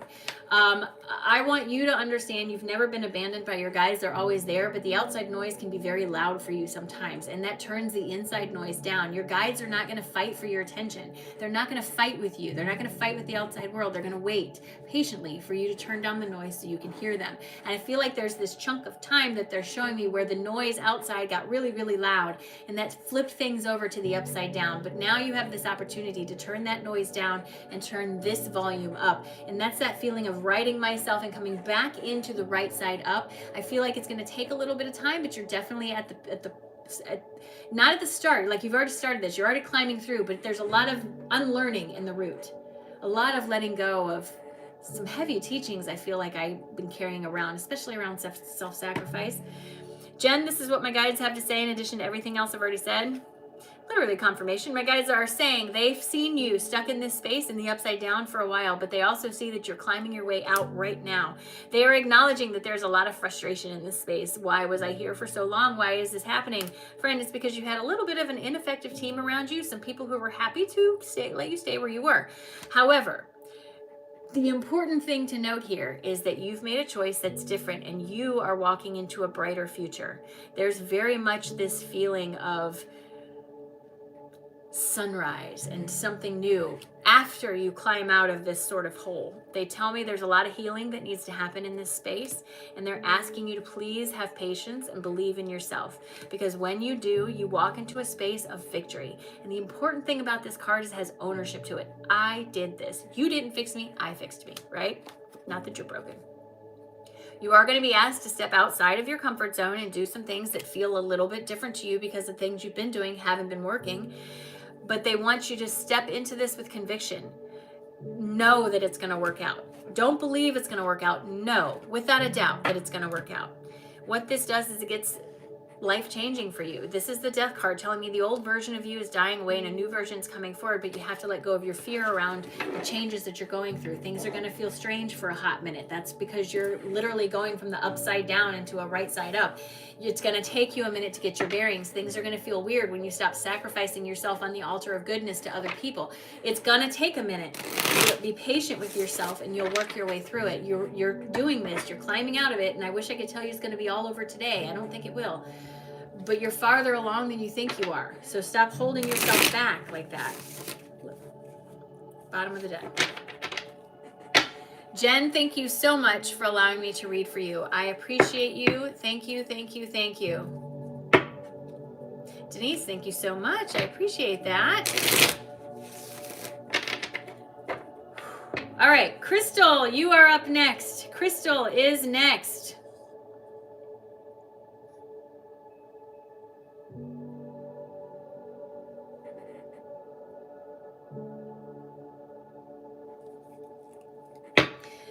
Becca, I just got your payment just went through. See? Payment just went through. So my list is full, you guys. I'm going to have to refund you, Aaliyah and Melinda, Something must have been wrong with PayPal and it wasn't updating or something. So I am going to send those refunds right now just so I don't forget. My list is full for today. So I do apologize. I'll be back on Thursday, or you can always book a private session. Becca, I got you. You got the last spot. And then Aaliyah, I'm so sorry, but my list is full, so I'm going to send that refund to you now. All right, so list is full. Becca, I got you. Crystal is up next. I think we're good. Sorry about that, friends. No, please don't pay with the super chat. I do not get much of that money, so please, please, please. Yeah, it doesn't surprise me. We had a big flare the other day. Make the internet very glitchy. All right, Crystal, there you are. Hello, Crystal Anderson. I see you. I'm excited to read for you, my friend. Thank you so much for the opportunity. All right.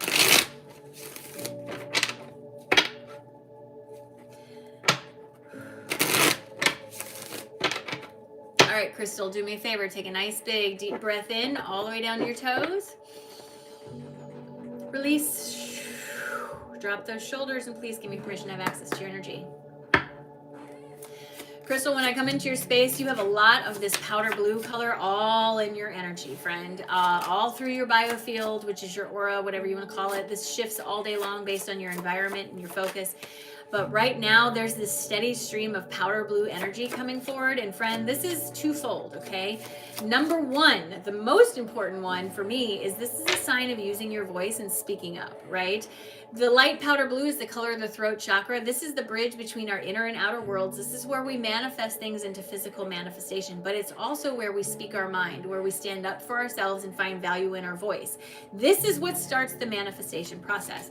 I feel very much like there's been a long time in your life where you didn't put a lot of power behind your voice, or you allowed someone to convince you that your voice didn't have a lot of power, or your opinion didn't matter, something like that, something that reduced this space.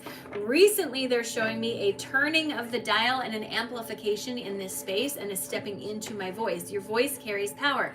Now that you've stepped into this, you've opened that bridge of manifestation, and I can see the projection coming from the throat. What that tells me is there's something manifesting physically into your environment, your physical touch it, taste it, smell it, hear it environment, related to what something you want.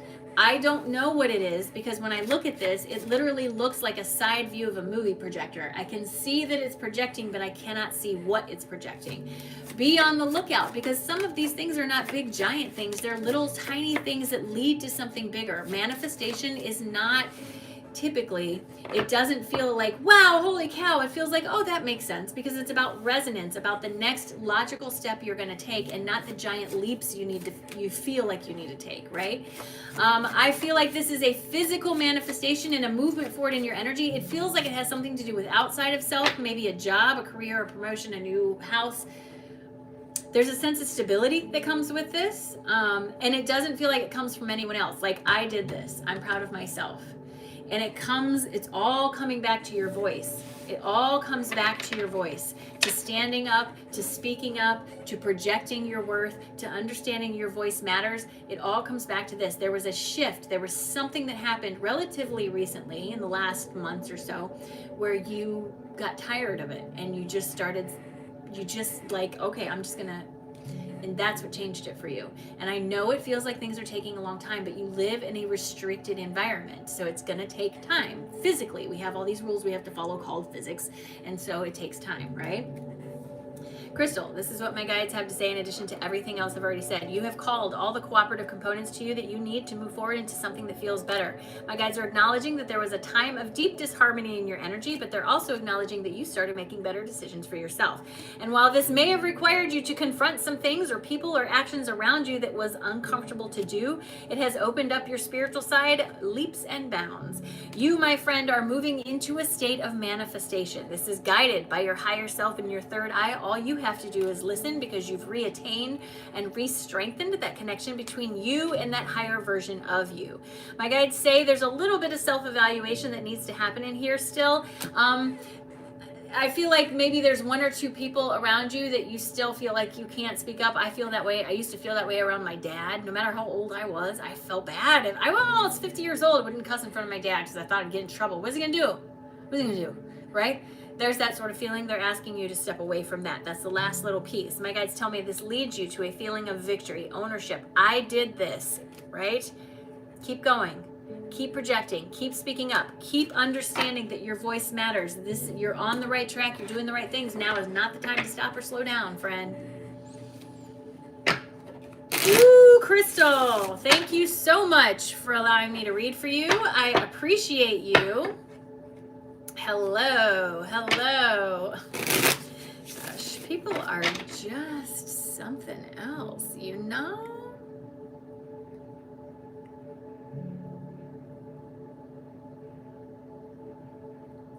Crystal, thank you. I appreciate you very, very much. Thank you. All right, Shannon, you are up next. Shannon is my sister's name, Shannon Alyssa.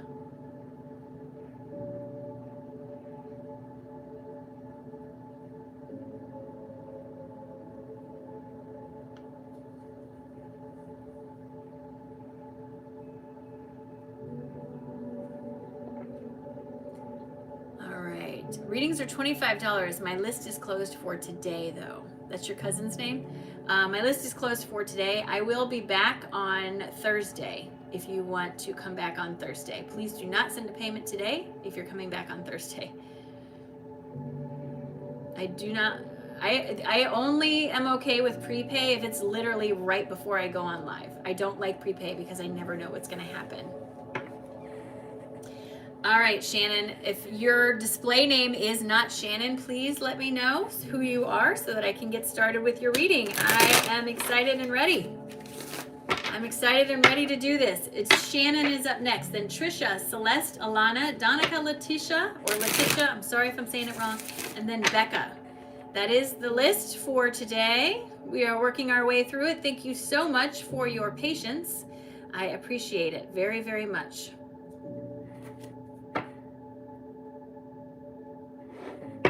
Shannon, come on down and say hello. Why is one blue as Shannon? Hi, I got you. Okay, I got it. Why is one blue?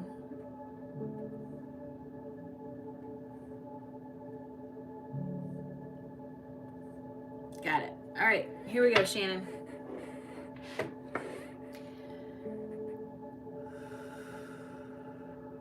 Do me a favor. Take a nice big deep breath in all the way down to your toes. And release. Drop your shoulders and please give me permission to have access to your energy. So Shannon, sometimes this happens to me. I'm tapping into what you might call a past life memory. Remembering, of course, that time is not linear. It's all happening at the same time. And I think that you must have a similar experience happening to you than this version of you, okay? So I'm just going to explain what I'm seeing, okay? I am looking at a woman. She is older and weathered. She looks to me like she might be, I hate to sound like this, but I can't tell. She looks weathered and older, so she looks like an older Native American. She could be Tibetan. She has brown skin that's smooth but weathered. You can tell she's had a long, hard life, that she's worked hard. Lots of stuff around her eyes. She has very white hair that comes around in a big, thick braid that comes down the side. And there are beads or something in her hair. These are not like sparkly beads or diamonds. These are like natural elements, like berries or something, beads, something. And they feel very natural, but they carry with it a sense of status, as if this is to, it's like wearing a name tag. This is who I am for this tribe, this group of people. There's an event that takes place, and I feel like it's pretty large. They're showing it to me like an asteroid hitting the ground, okay? I don't know what it was. It didn't obviously destroy the continent or anything like that. I don't feel like this was Atlantis. I actually feel like this is like out in Arizona. There was a people out in Arizona, and like the whole tribe disappeared one day.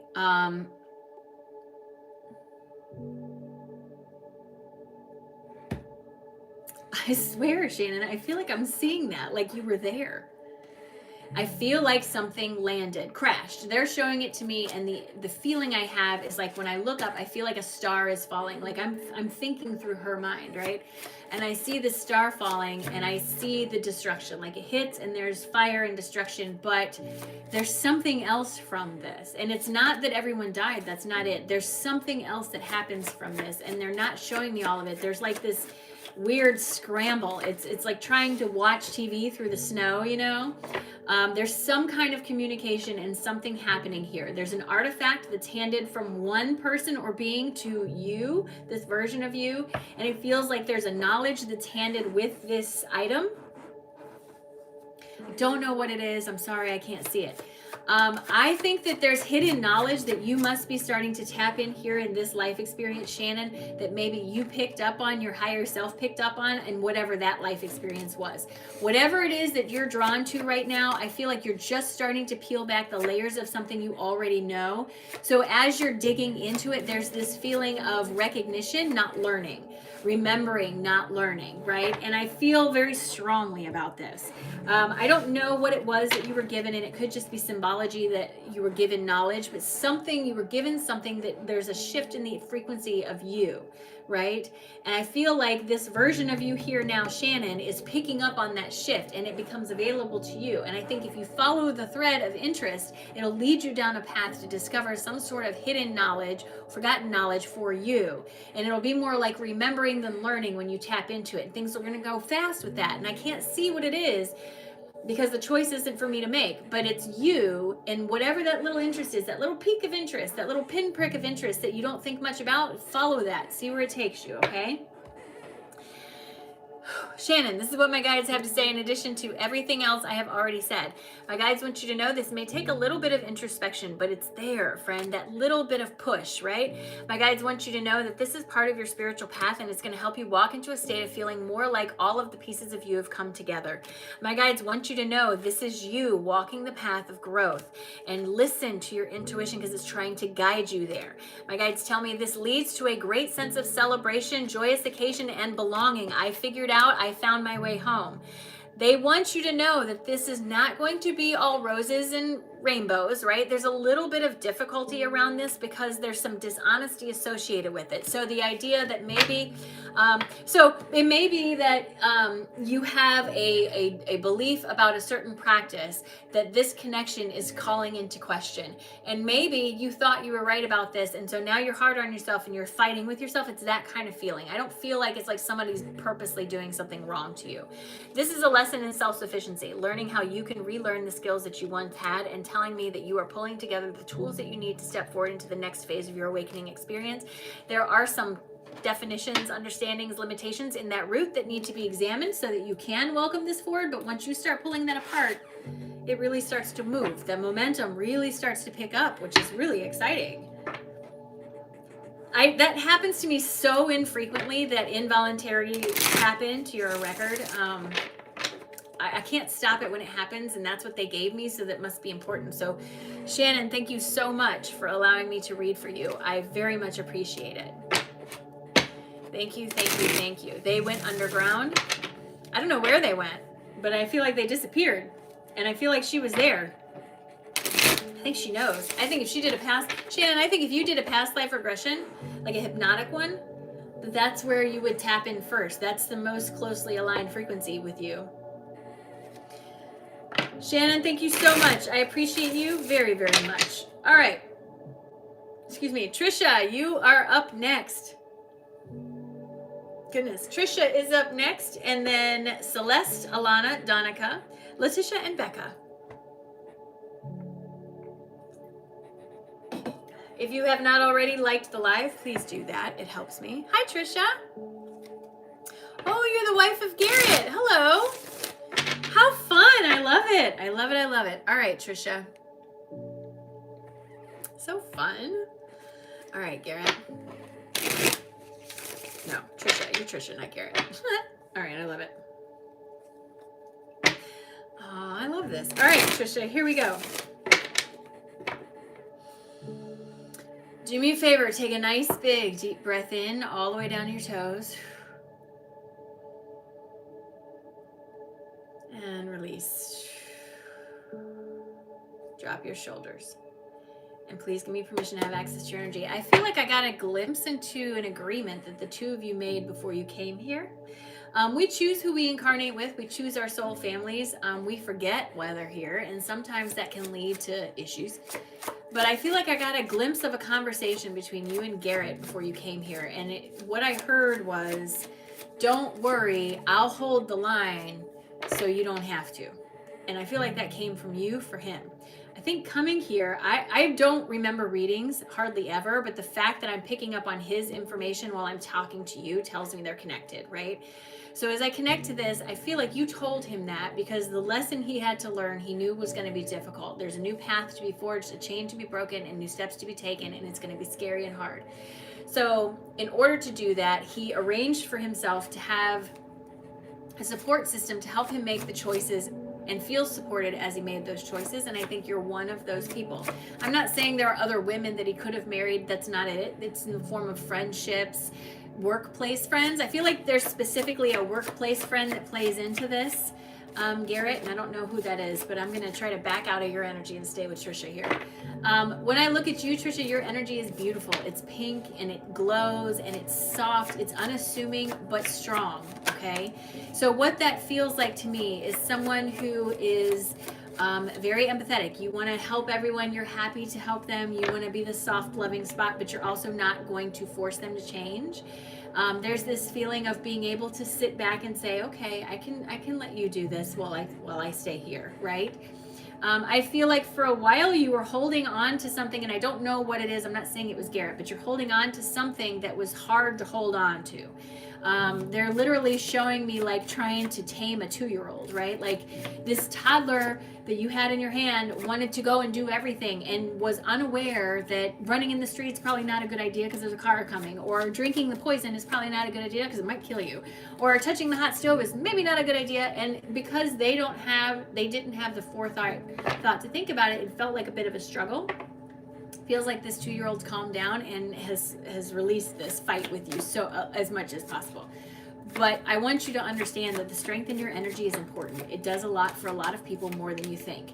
Not just your immediate family, but people around you. When people get around you, they feel better about themselves, and that gives them comfort, right? That helps them step into their day better. The important thing about being an empath is you have to have mindful boundaries. Your energy feels good to people who feel bad. And it's not that they're doing it on purpose, but they will suck the energy right out of you, and you have no way of stopping that. And it's not that they're trying to hurt you. But think of it like this. If you've ever been to Disney World or an amusement park in the middle of the summer, it's hot as hell, right? You're dying outside. And when you walk into one of those nice air-conditioned stores, you're willing to pay $50 for a soda because it feels so good to be in there. And that's kind of how your energy is for other people. It feels good for them to be there, so they're happily going to take advantage of that. And again, I'm not someone who encourages people to cut people off or kick them out of your life or anything, but I can love you from across the street. I can close this screen door and say, I'm going to love you from here, right? I think that you do a good job, relatively speaking, of keeping your balance, but there's this self-sacrifice element that comes up from the bottom as if you've been told that's part of life. Like, a lot of women carry this wound as a mother wound, right? Like, I have to sacrifice myself for my children. And I agree, as mothers, we would happily do that, but it doesn't feel like that should be required of us, right? It doesn't feel like something I should have to do. It should be something that I should be called to do, right? And there's a pressure there. I'm not saying men don't have that pressure, but I'm a woman, that's where I relate, right? I think you're a soft place for a lot of people, and it's purposeful that you where you are when you are. And I think that you held the line in a difficult time for someone who was struggling with a lot of different things, like a 2-year-old who was overstimulated. And now that they've sort of grown past that or outgrown it, there's no need to hold so tightly. Let go a little bit and let them go and see what happens. Trust, but be there to hold the space, because that's what they really need. You're like the steady, like the person you're growing with. I don't know if it's Garrett, I'm kind of assuming, but the person you're growing with is kind of doing this. You're doing this, and they're kind of doing this. You're holding the line while they try to go up, right? And it's important that you're doing that. This is what my guides have to say in addition to everything else I've already said.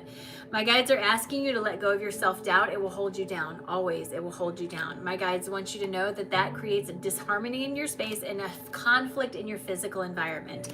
Part of this phase of your awakening experience is the idea of learning to listen to your higher self in these moments, learning to tap into that intuition, even though someone else has told you you should be sacrificing yourself.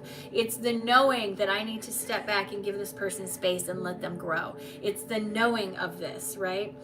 This is where your knowledge is, the softness in your energy, the lack of judgment, the ability to allow someone to make a mistake and feel okay about it. That's so important and a big deal for you and your energy.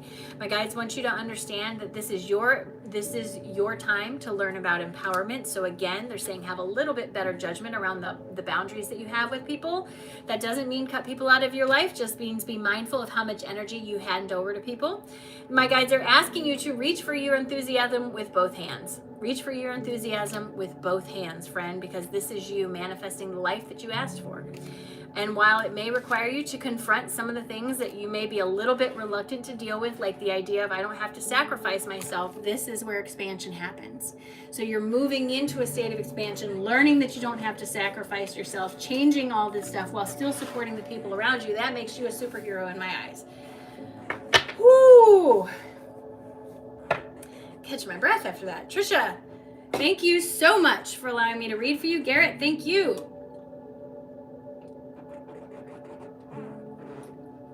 Your energy is very, very connected to each other. Not a bad thing. It's just I couldn't read hers without his being there, and that's not a bad thing. It's just interesting. But thank you. Thank you so much. I appreciate you guys. All right, Celeste, you are up next. Come on down. Celeste is up next. Then Heather, Donica, Celeste, Alana, Donica, Letitia, and Becca. That is the list. Celeste, you are up. I bet you are. I believe it. Hello, Celeste. I see you. Woo!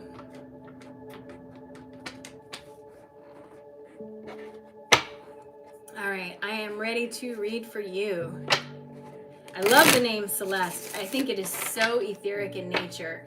And we choose our names before we come here. Your name has meaning. There's no coincidence that it reflects stars, right? That it reflects the heavens. There's no coincidence in that. And I know that you feel that. I can feel it in your energy as a reflection of like the word star child being given to me.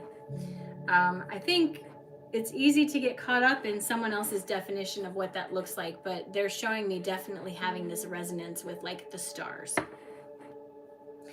All right, Celeste, here we go. Do me a favor, take a nice big deep breath in all the way down your toes.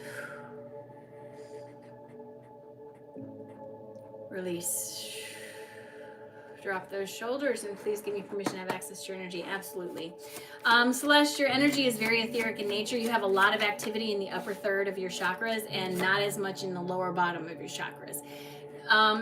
I don't want to say you're out of balance because I don't necessarily feel like you're out of balance, but I think that it could be easily to slip out of balance, right?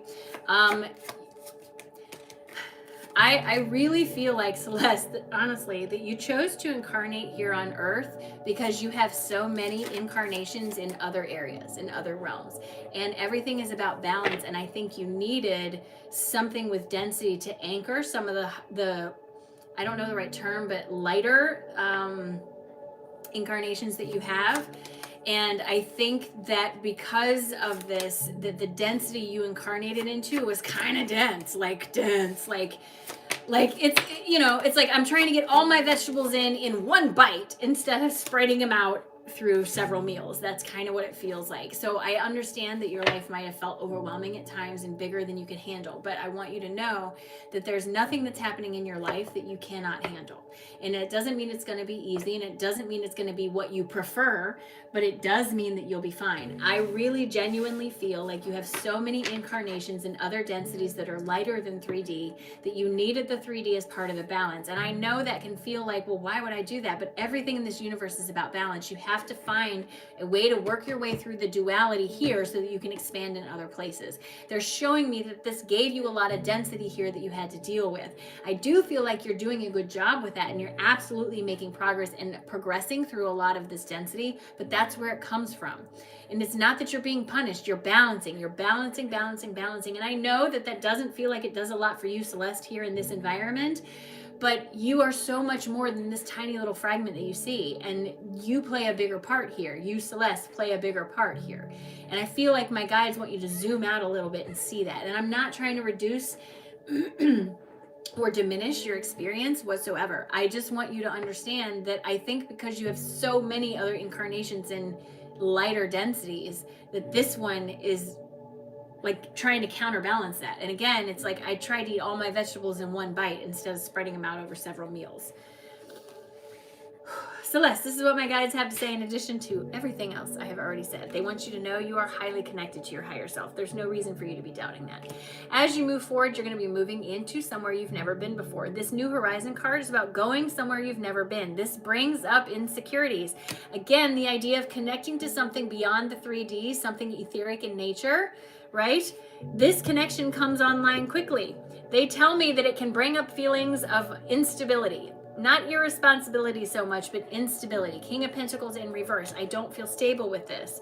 But that's because they're going to require you to buckle down and make a commitment to tapping into this other piece of you. If you want to access this, you have to give yourself permission, time, and energy to do it. It doesn't just happen overnight. Your belief is going to be the strongest push forward for you, and they're asking you to focus on the positive things in your life. I'm not telling you to ignore the hardships. I'm certainly not telling you to do that because they're telling me there's plenty of them. But I want you to understand that your empowerment comes from recognizing that you get to choose how you show up in the world. That you get to choose if you're going to show up feeling like you don't have any way to help yourself or anyone else, or if you're going to show up knowing that you can help yourself, that you can choose every day how to respond to things around you. I know the world around you feels very, very heavy. And I know that you feel like maybe you're not aligned with your purpose, but you are. You're here. You're in the right place and you're doing the right thing. There's just so much chaos around you that it's hard for you to see that. All right. So my guides want you to know that you stand at the edge of a lot of potential. There's so much available to you. You just have to take the first steps to get you there. No matter how difficult it may seem, one step at a time is how you're going to do it. They tell me this is the beginning of something new for you. The anchoring in of some of this big energy, I feel like it opens up maybe some channels for you. And what that looks like when it comes through your frequency, I don't know. I don't know if that's writing, singing, talking, drawing, but something tapping in here. You have to bring the density up that you're in a little bit though. Like there's so much contrast that it's holding your energy. And I'm not saying it's on purpose, but it's kind of keeping you from floating, right? So it's like drop the seaweed from the bobber and let it come up. This may take a little bit of introspection to figure out where you're focused on things that give you a sense of feeling out of control or like you can't do anything about it. But once you do that, once you focus a little bit, you'll be able to see a way forward. Celeste, thank you so much for allowing me to read for you. I appreciate it. I have been live for 111 minutes as I do your reading, and I freaking love that. What a great confirmation. Thank you so much, friend. I appreciate you.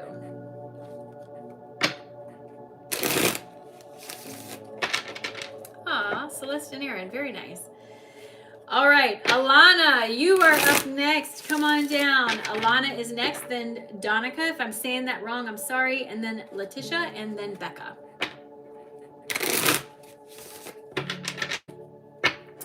Thank you, Celeste. You too. Hi, Rick. All right. Alana, I know you've said something a couple times, but remind me of where you are. Alana is your daughter. Oh, Heather. Heather, Alana is your... I got it. Okay, Heather. I got what you're saying now. I got you. I got you. I'm right there with you. All right, Heather, I got you.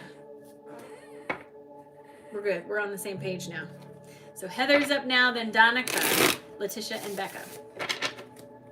All right, Heather, here we go. Ooh.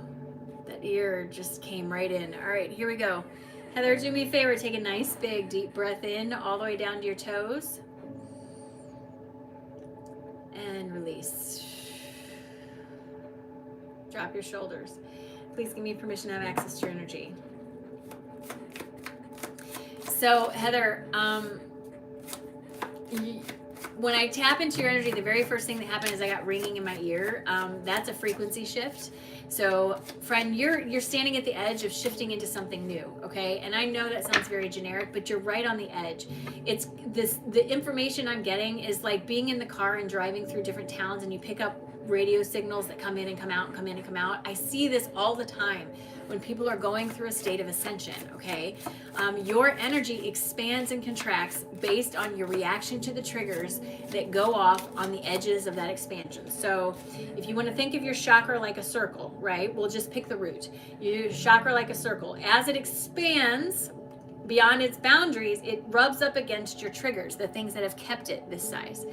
You can respond and deal with the trigger and it'll stay there, or you can react and it'll go back down. And over time, this movement eventually stays like this, and then it goes like this, and then it goes like this, right? And right now you're doing this movement, right? There's very much this feeling of standing at the edge of expansion, and I feel like this isn't, it feels confusing almost. Like different weird things are happening and then they don't happen again, and I don't know what that meant. What does that mean? What does that mean? And I understand that, but I feel like I want to tell you, don't overthink it. Don't overthink it. Don't do that. Don't get too in your head about it. Don't try to dissect it down to its little nuts and bolts. It's the big picture that you want to focus on right now. If you get too focused down on, I need to understand this exactly, you're going to struggle and you're going to stop yourself. So this is a big picture moment. This is a relax into the changes. This is pay attention to them, the little noises that you hear, the things you see out of the corner of your eye, the dreams you're having, the sensations in your physical body. All of it matters, but it doesn't all necessarily individually have to mean something. It's like the settling of a house that's being built.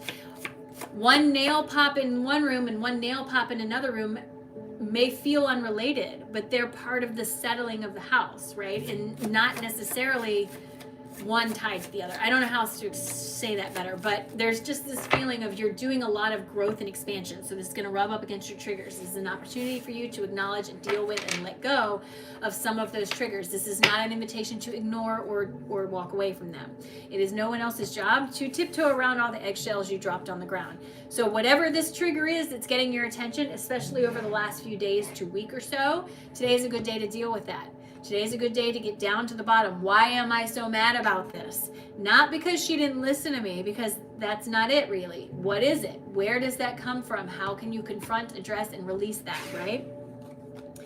Heather, this is what my guides have to say in addition to everything else I've already said. Can we just get a confirmation on the very first card? My friend, you are in a state of expansion and you are walking into a new beginning. This is going to require you to have a little bit better judgment on how you deal with your triggers. Right? My guides want you to understand the worst thing you can do is overthink this, and they want you to sort of zoom out from the situation. They also want you to understand there are some triggers that are being pulled and coming up to the surface for a reason, because they're causing way too much inner conflict to keep you from moving forward. So the idea here is to acknowledge, release, and move on. This is where you're going to start feeling more like your authentic self and step right into that next phase of your awakening experience. This is where you feel most like yourself, my friend. I couldn't be more excited for you, but I understand the frustration because I can see that expansion, contraction. That feeling of what does it mean? What does it mean? What does it mean? Individually, it doesn't necessarily mean, it's not that it individually means something every time. You know what I mean? It's the collection, the zoom out of it that matters the most. Like, don't look at how, you know, it's hard to see how big the forest is when you're in the middle of all the trees, that kind of thing. Heather, thank you so much for allowing me to read for you. I appreciate it. Thank you. I'm glad you like my energy. Hello from Colorado. Heather, thank you again. I appreciate you very, very much. All right, Donica, you are up next. If I am mispronouncing your name, I am so very sorry. Please tell me how to say it correctly. Donica is next, then Letitia, and then Becca. So much is moving. Divorce, kids, mom, job, home is all unstable. Yeah, I bet.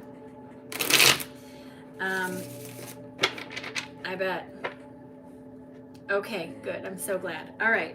Donica, I am so excited to read for you. Thank you very much. I'm glad I'm not butchering your name. I have a tendency to do that.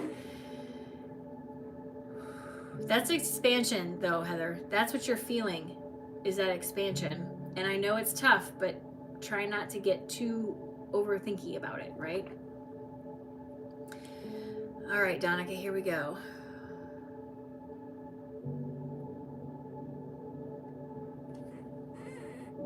Lots of nature spirits in here today. All right, do me a favor. Take a nice big deep breath in all the way down to your toes. Release. Drop those shoulders, and please give me permission to have access to your energy.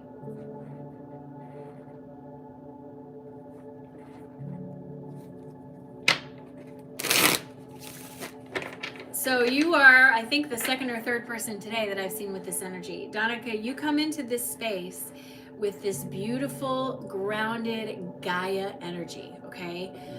You have a contract with her. You are working in concert with her. And part of the job of your incarnation here is to sort of transmute energy. So I don't know if you've noticed it or not, but I would venture to bet that you are very affected by the energies we receive, especially from CMEs in the sun.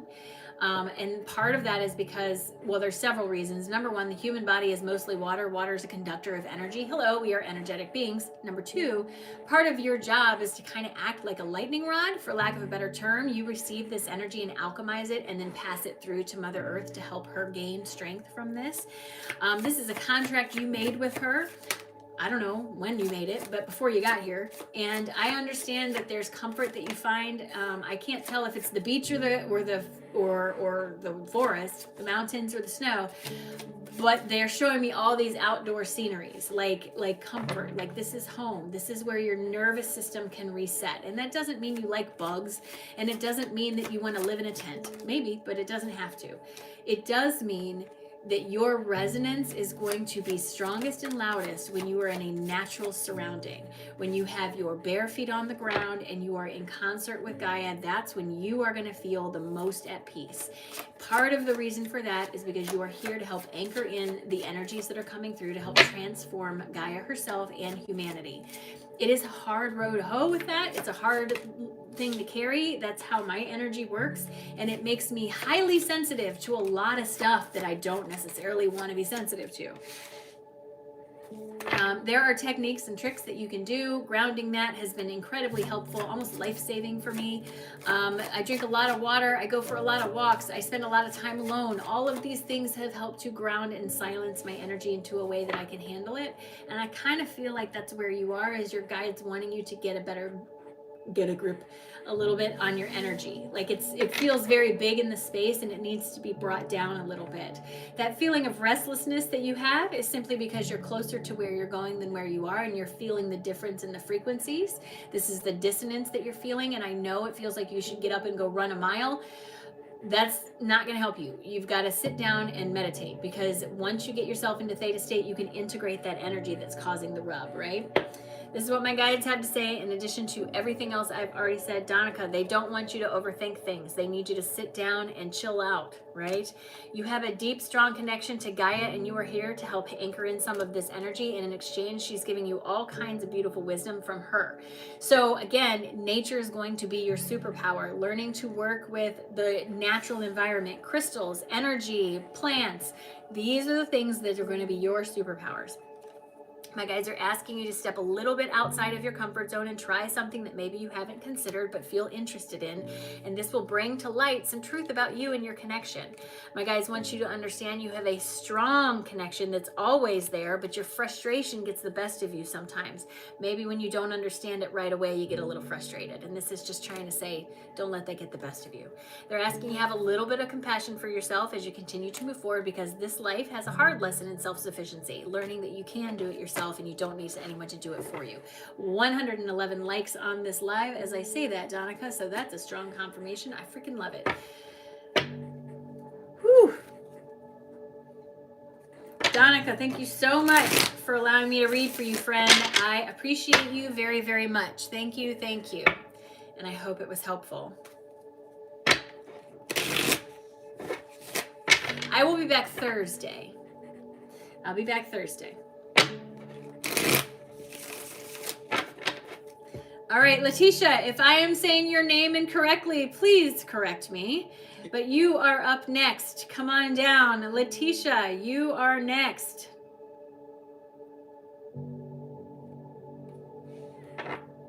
Donica, thank you so much. I appreciate you.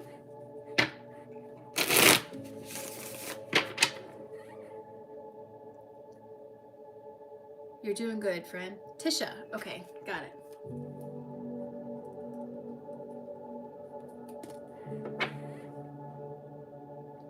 Just see how it feels when you look into it. Just see how it feels. Don't push it. Just see how it feels. All right, Tisha, I am excited to read for you. I'm ready too. After Tisha is Becca, and then we will be done for the morning.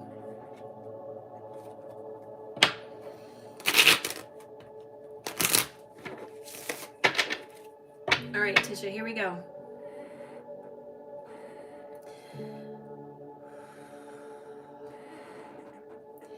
Do me a favor and take a nice big deep breath in all the way down to your toes. And release. Drop those shoulders and please give me permission to have access to your energy.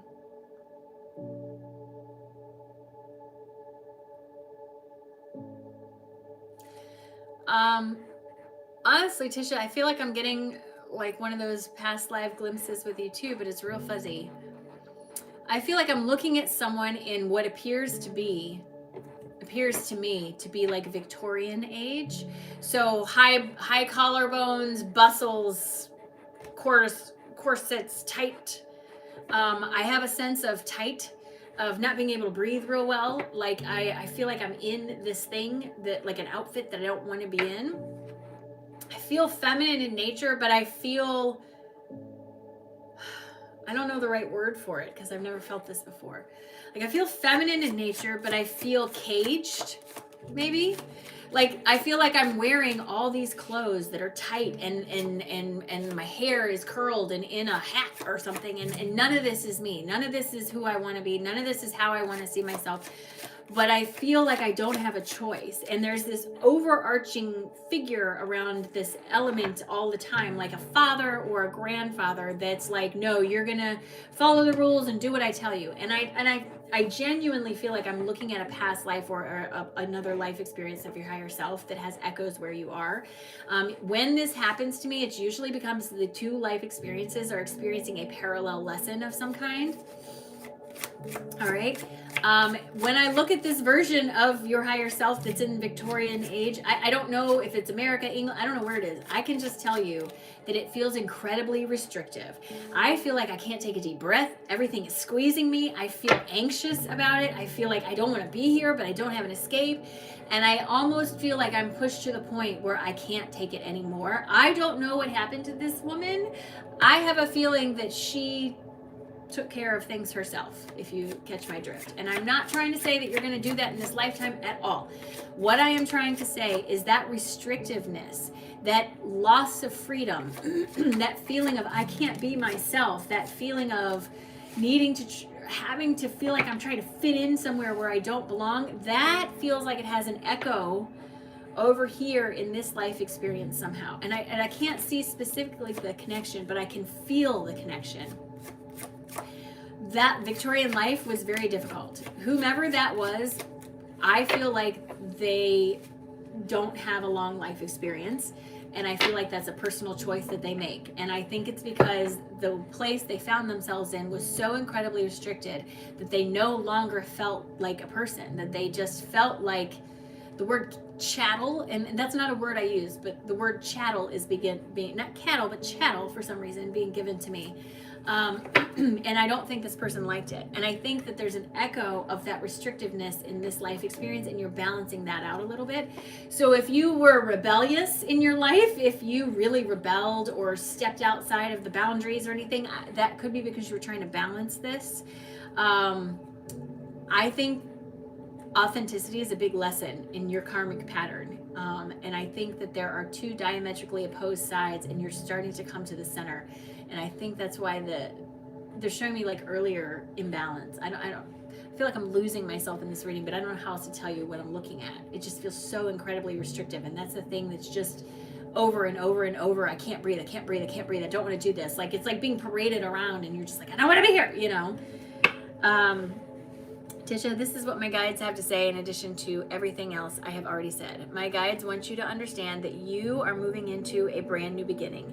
This is the forward momentum of progress, walking into a time when you're going to feel less restricted, okay?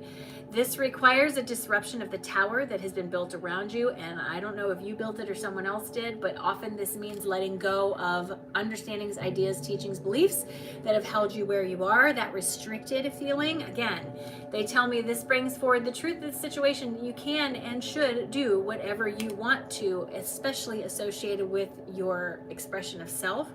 This opens you up to a great amount of spiritual growth and helps you to start manifesting physically a new life for yourself, where support and stability are the name of the game, right? My guides are telling me that this requires you to make some good informed decisions and accept this feeling of empowerment. Again, it's about a lot of that feeling of restriction. Like, I want to get out from underneath this feeling of like restriction. And I just feel like I'm dressed up and paraded around. Like, look at this prize or whatever. And it doesn't feel good. But I don't know where exactly, like, what it came from. I don't know how else to really explain that feeling. But, you know. Tisha, thank you so much for allowing me to read for you.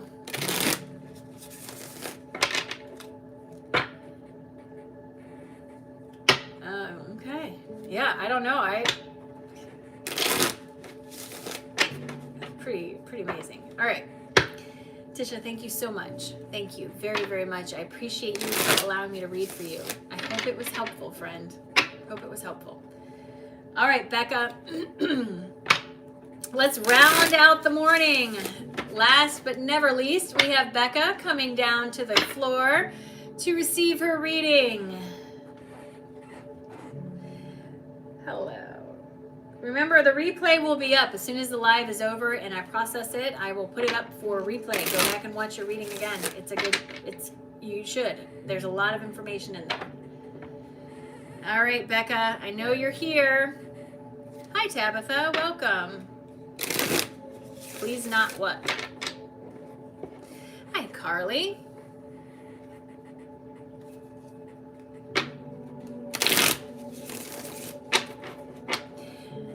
Becca! Hi, Becca. Look at that.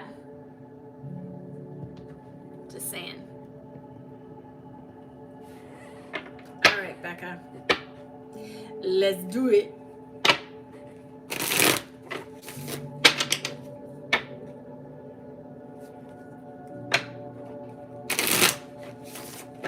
All right, Becca, here we go. Thank you, Kimmy. All right.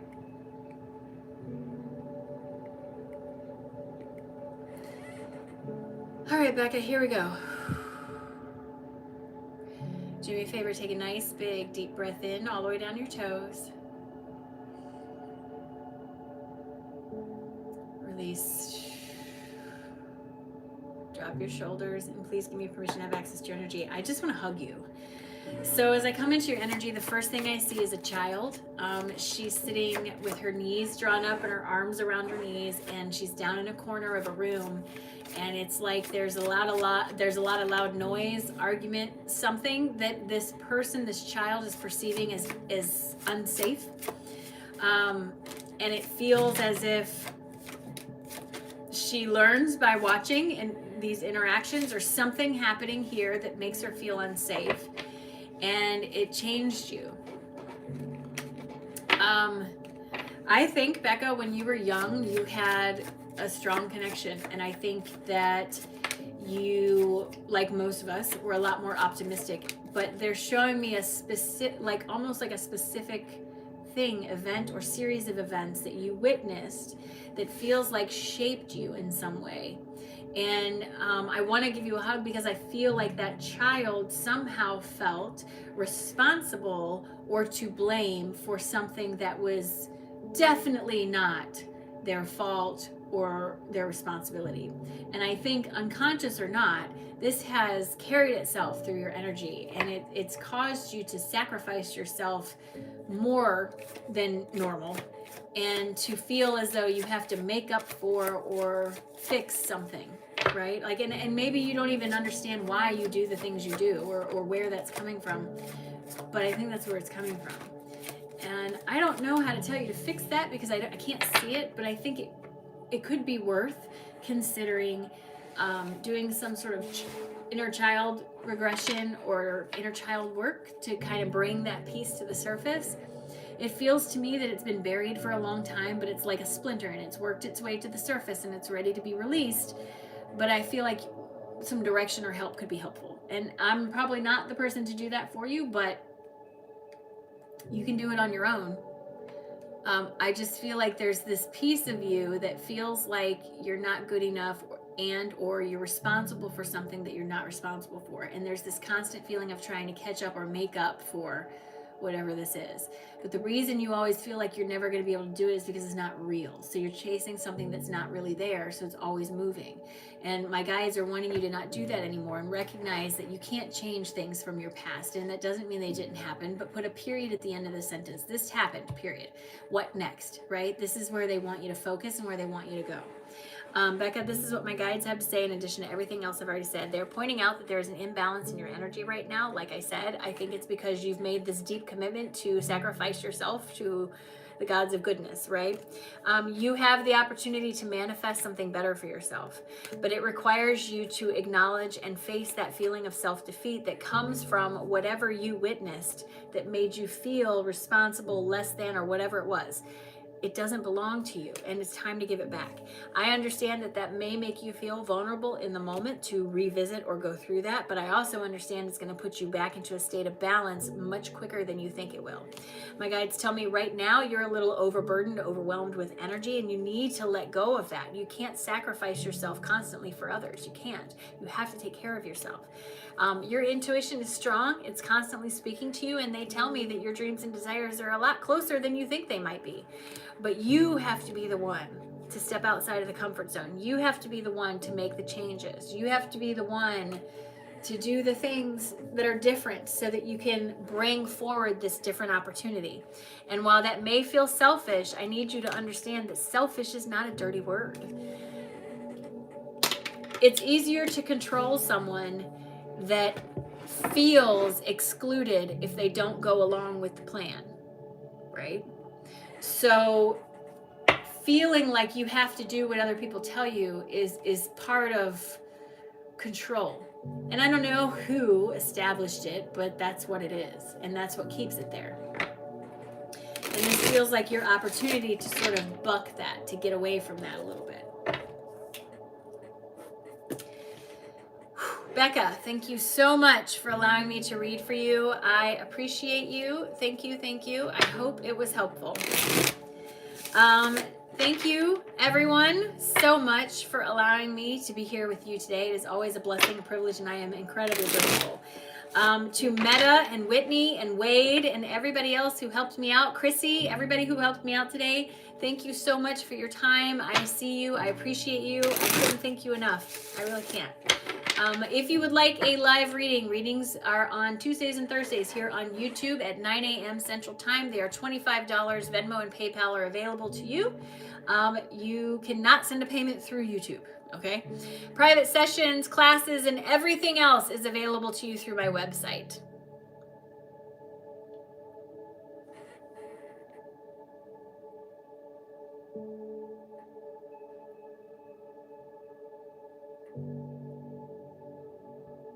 Thank you, friend. Have a great afternoon, and I'll see you guys on Thursday.